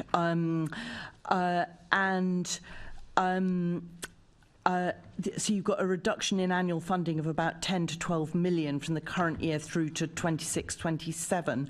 So are there any one-off costs that happen now that don't recur in future? Or is there a case to be made for additional funding for the VRU to have more impact? Thank you, Caroline. I mean, the change in funding is obviously, some of that is down to a reduced amount from the Home Office. You will know that we had a 3-year allocation from the Home Office of 12.6 and then down to 9.4, which is what we've got at the moment, and 9.3 next year. And obviously, although we factored into the budget in following years the same amount of money, there is obviously some uncertainty around that. In addition to that, there's been some specific one-off funding that we've benefited from. So, for example, the Youth Endowment Fund we benefited from last year, and some of that has been absorbed by the Home Office. So, in terms of increased income, it's a case to be made all the time. I think that prevention is really important, and we know and have benefited from increased mayoral funding and from the support of continued funding from the Home Office, albeit at a reduced rate. So we are hopeful as we look forward, but I do think the case more generally about how we look at the national funding around prevention is obviously an important factor for us. Yeah. I mean, the government's kind of interested in prevention. I think when it comes to drugs, that's a lot of the work that came out of Dame Carol Black's report has resulted in some more prevention funding, but perhaps not for directed directly at projects like the VRU. Well, an example of that would be today, and the importance that the campaign fronted by Idris Elba, and it makes the same point that we've been making for a long time, really, is the importance of youth work. Yeah. And the reduced funding of that over the last 10 years being a really, really difficult picture, I think, for preventing violence. You know, you've all benefited when we've brought young people along to the PCC, and indeed from visiting some of our projects, that trusted relationship with a young person is absolutely key to changing young people's lives. And yet we know that, we've lost 700 youth workers and many, many more youth centres. And so there is absolutely something about making sure that is looked at in a much more general national piece, I think, even though the money that's been going in from the Mayor has increased since we've set up in 2019 into youth work. Thank you. And certainly the Police and Crime Committee has heard a lot about young people and the importance of youth work, and also investing in youth workers. Lisa, just in terms of the assumption that the VRU will receive 9.4 million in Home Office funding in 24-25 and 25-26, how was that assumption arrived at?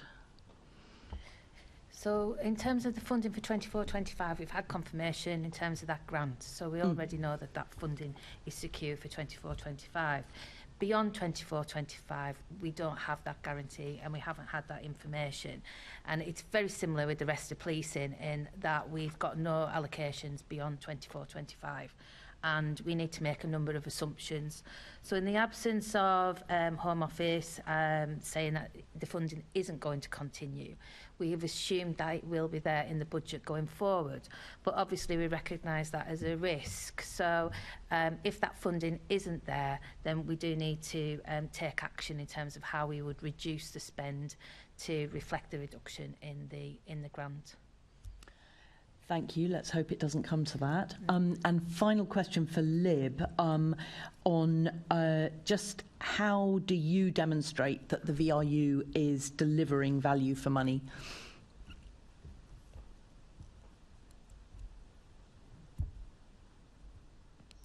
Well, one of the things I should have mentioned actually in your opening question, which I think is probably pertinent to raise, is In terms of performance, we are of course also evaluated by the Home Office in terms of the 3 key performance measures, which is around homicide, knife crime under 25s and robbery. They also look in terms of value for money across the whole of the 20 violence reduction units to which they contribute and compare that to non-VRU areas. And on both of those metrics, we have since 2019, all of those 3 figures have gone down, and also the latest report shows that in areas where there is a violence reduction unit, that has been performing better than in those areas without a VRU. So the Home Office in a way contributes to that sense of value for money. Of course, we also test our value for money through the procurement process that we've got, and making sure that when we're investing in programmes, we're able to assess impact. And then more generally, I suppose, there is the point that we've just been talking about, which is, how we look at overall our spend on dealing with violence, and how we perhaps recalibrate it to make sure that not only are we dealing with, unfortunately, the aftermath of violence and therefore in a reactive position, but we're trying to shift the dial to make the case all the time for how much more wisely some money could be spent up front to prevent it happening in the first place. Thank you very much. Chair, back to you. Thank you. Perish the thought, by the way, that I would ever be grumpy. So the person with the last section, whose questions are running out of time, might be grumpy. First, Assembly Member Harani. Thank you. And my questions are to Lib. Just picking up on the theme about youth services and youth workers that you mentioned earlier. Just looking at what's happened in the last few years, particularly between 2015 and 16 and 2021 and 2022, there was a 15% decrease in spending by London boroughs, and even prior to that, there's been few further reductions in services since 2010. What effect has there been on the funding and provision of youth services in boroughs that are focused on tackling the causes of crime, which is what the VRU is seeking to address?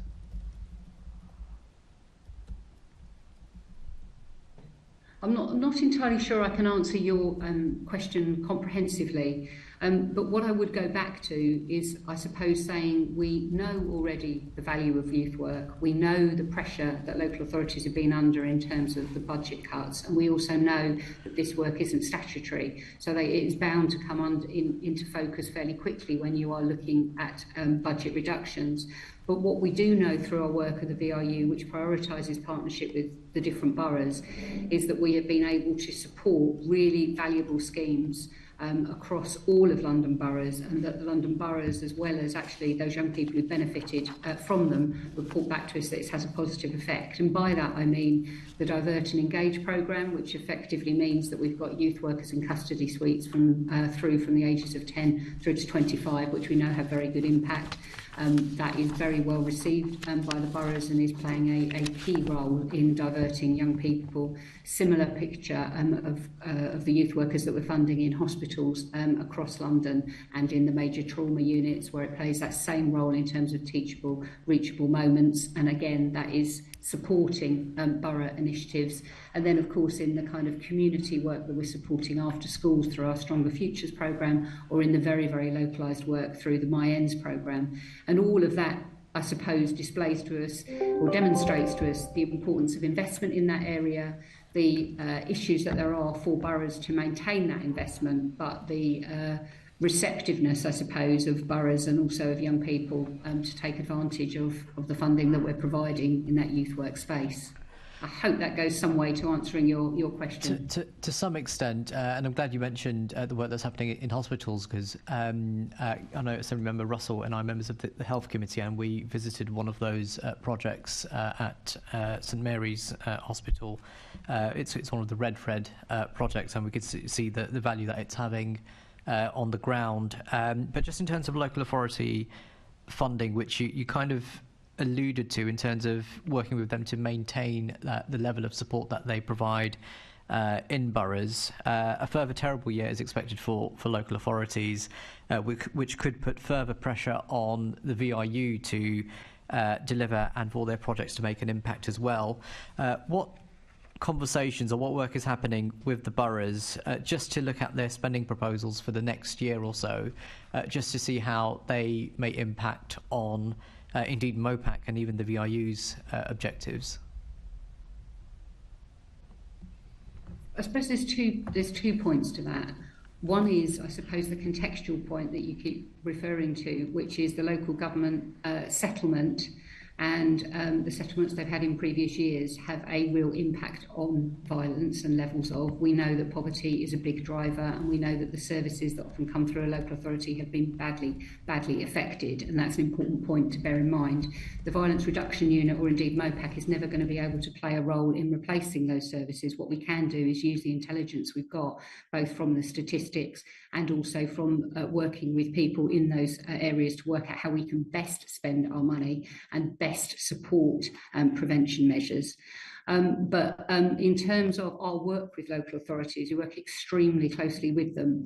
And to give you one example of that, which I think will really help in terms of that intelligence picture, is that the serious violence duty, which we're coordinating across London, is it has an expectation that each borough by the end of this month will have concluded a strategic needs assessment of their borough, so that they've got a really clear good handle on what is needed in their borough, what the pressure points are, and we will be looking at those with them as well as collectively to get a picture across London, and our funding then will be very much directed to what they see as borough pressures and how we can alleviate them in the prevention space. So that serious violence duty assessment is going to be very helpful in adding to our intelligence and making sure that we're able to spend more wisely.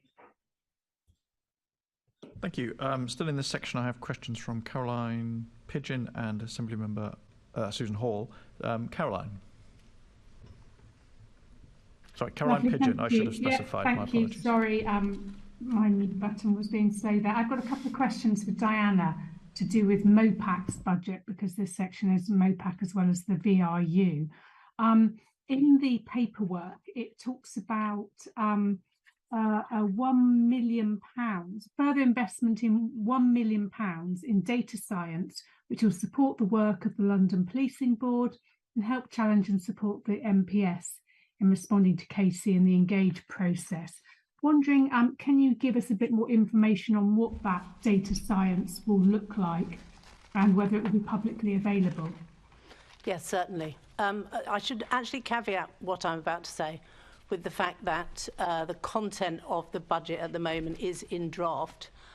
So we are looking at at the moment still looking at all that potential additional expenditure on kind of MOPAC functions. So that, you know, just to flag that. But the London Policing Board is clearly having an impact on our evidence and insight team and the amount of analysis and performance data and so on that they are being asked to produce. So we're doing more dashboards, we're doing more kind of data visualization work to improve transparency for Londoners, actually. And with everything being in public, we need to produce that to a higher standard. And there are areas, you know, that we don't have in-house capability to answer. So we are looking to recruit people with particular skills around data visualization. And you will be able to see the fruits of that, if you like, because much of that will be published on the website as part of the London Policing Board transparency kind of approach. So it's the way we set out data and the kind of software that we use to do that. We need specialists to help us with that. And that's £1 million you're looking to spend on that? Well, yeah, I mean, potentially. As I say, we are looking again at those costs. Those are draft costs at the moment, but clearly the more we spend in one part of the budget, the less we have to spend in another part of the budget. So we need to balance competing pressures. And will that be available to, for example, the Police and Crime Committee to be able to use some of that data science? Yes, absolutely. Yeah, it'll be publicly available. Yes. Good. That sounds really interesting.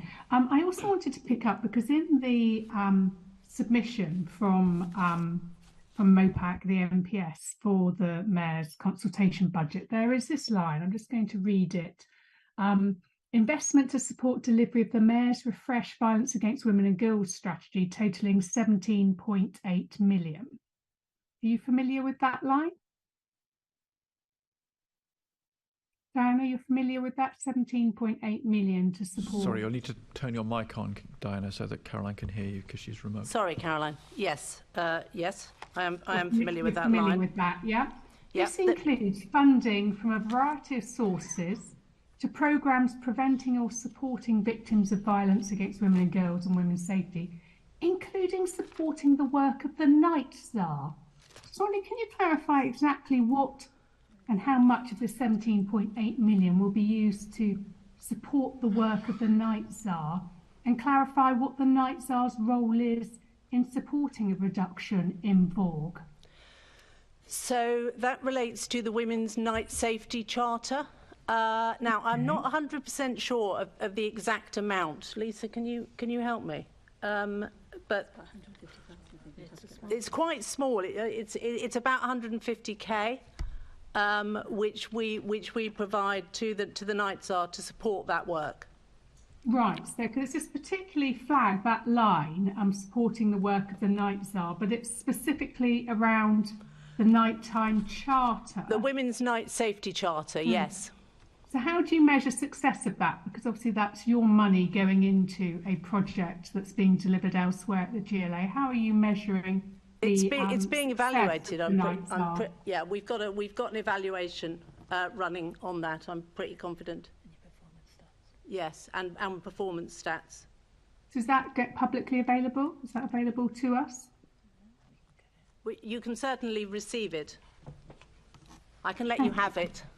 I think that would be helpful to understand. So 150,000 of your 17.8 million is being spent on the night charter, and you have measures to show the effectiveness or not of the Night Tsar in this area. Yeah, there are measures relating to the GLA funding as well. It's not totally funded by MOPAC. Yeah.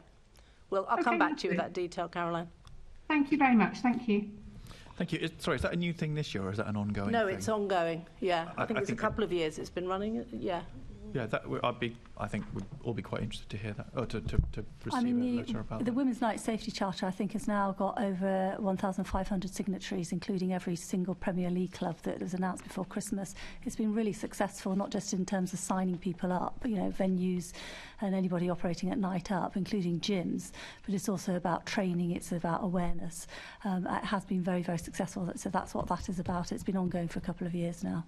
Okay, I mean, I suppose it's not my place, but I think I would like to hope that the deliverables are, reduction in violence rather than increase in sign-ups. So that's hopefully what we will hear. Assemblymember Hall with the last question on this section. Thank you. I'll stay with Diana, if I may. MOPAC staff costs have more than doubled to a planned 25 million in 24-25, up from 10 million 4 years ago. So what's driven that substantial increase over really quite a short period of time? Well, it's mostly about taking on additional responsibilities. Sorry, what was the timescale? Did you say 4 years? Because I'm not sure whether that includes VRU, but certainly since 2016 it includes VRU. 4 years. 4 years, okay. So that would include DASA, the work on the domestic abuse safer accommodation duty, which MOPAC discharges on behalf of the GLA, and that has generated additional costs. We've also increased the complaints review function, and the Operation Soteria as well, which is, tackling the approach to RASO offences in the Met and nationally, which was actually a project which was which MOPAC was responsible for in the first place, but is now national. So areas like that have actually driven up the staffing numbers overall. More than doubled. They were.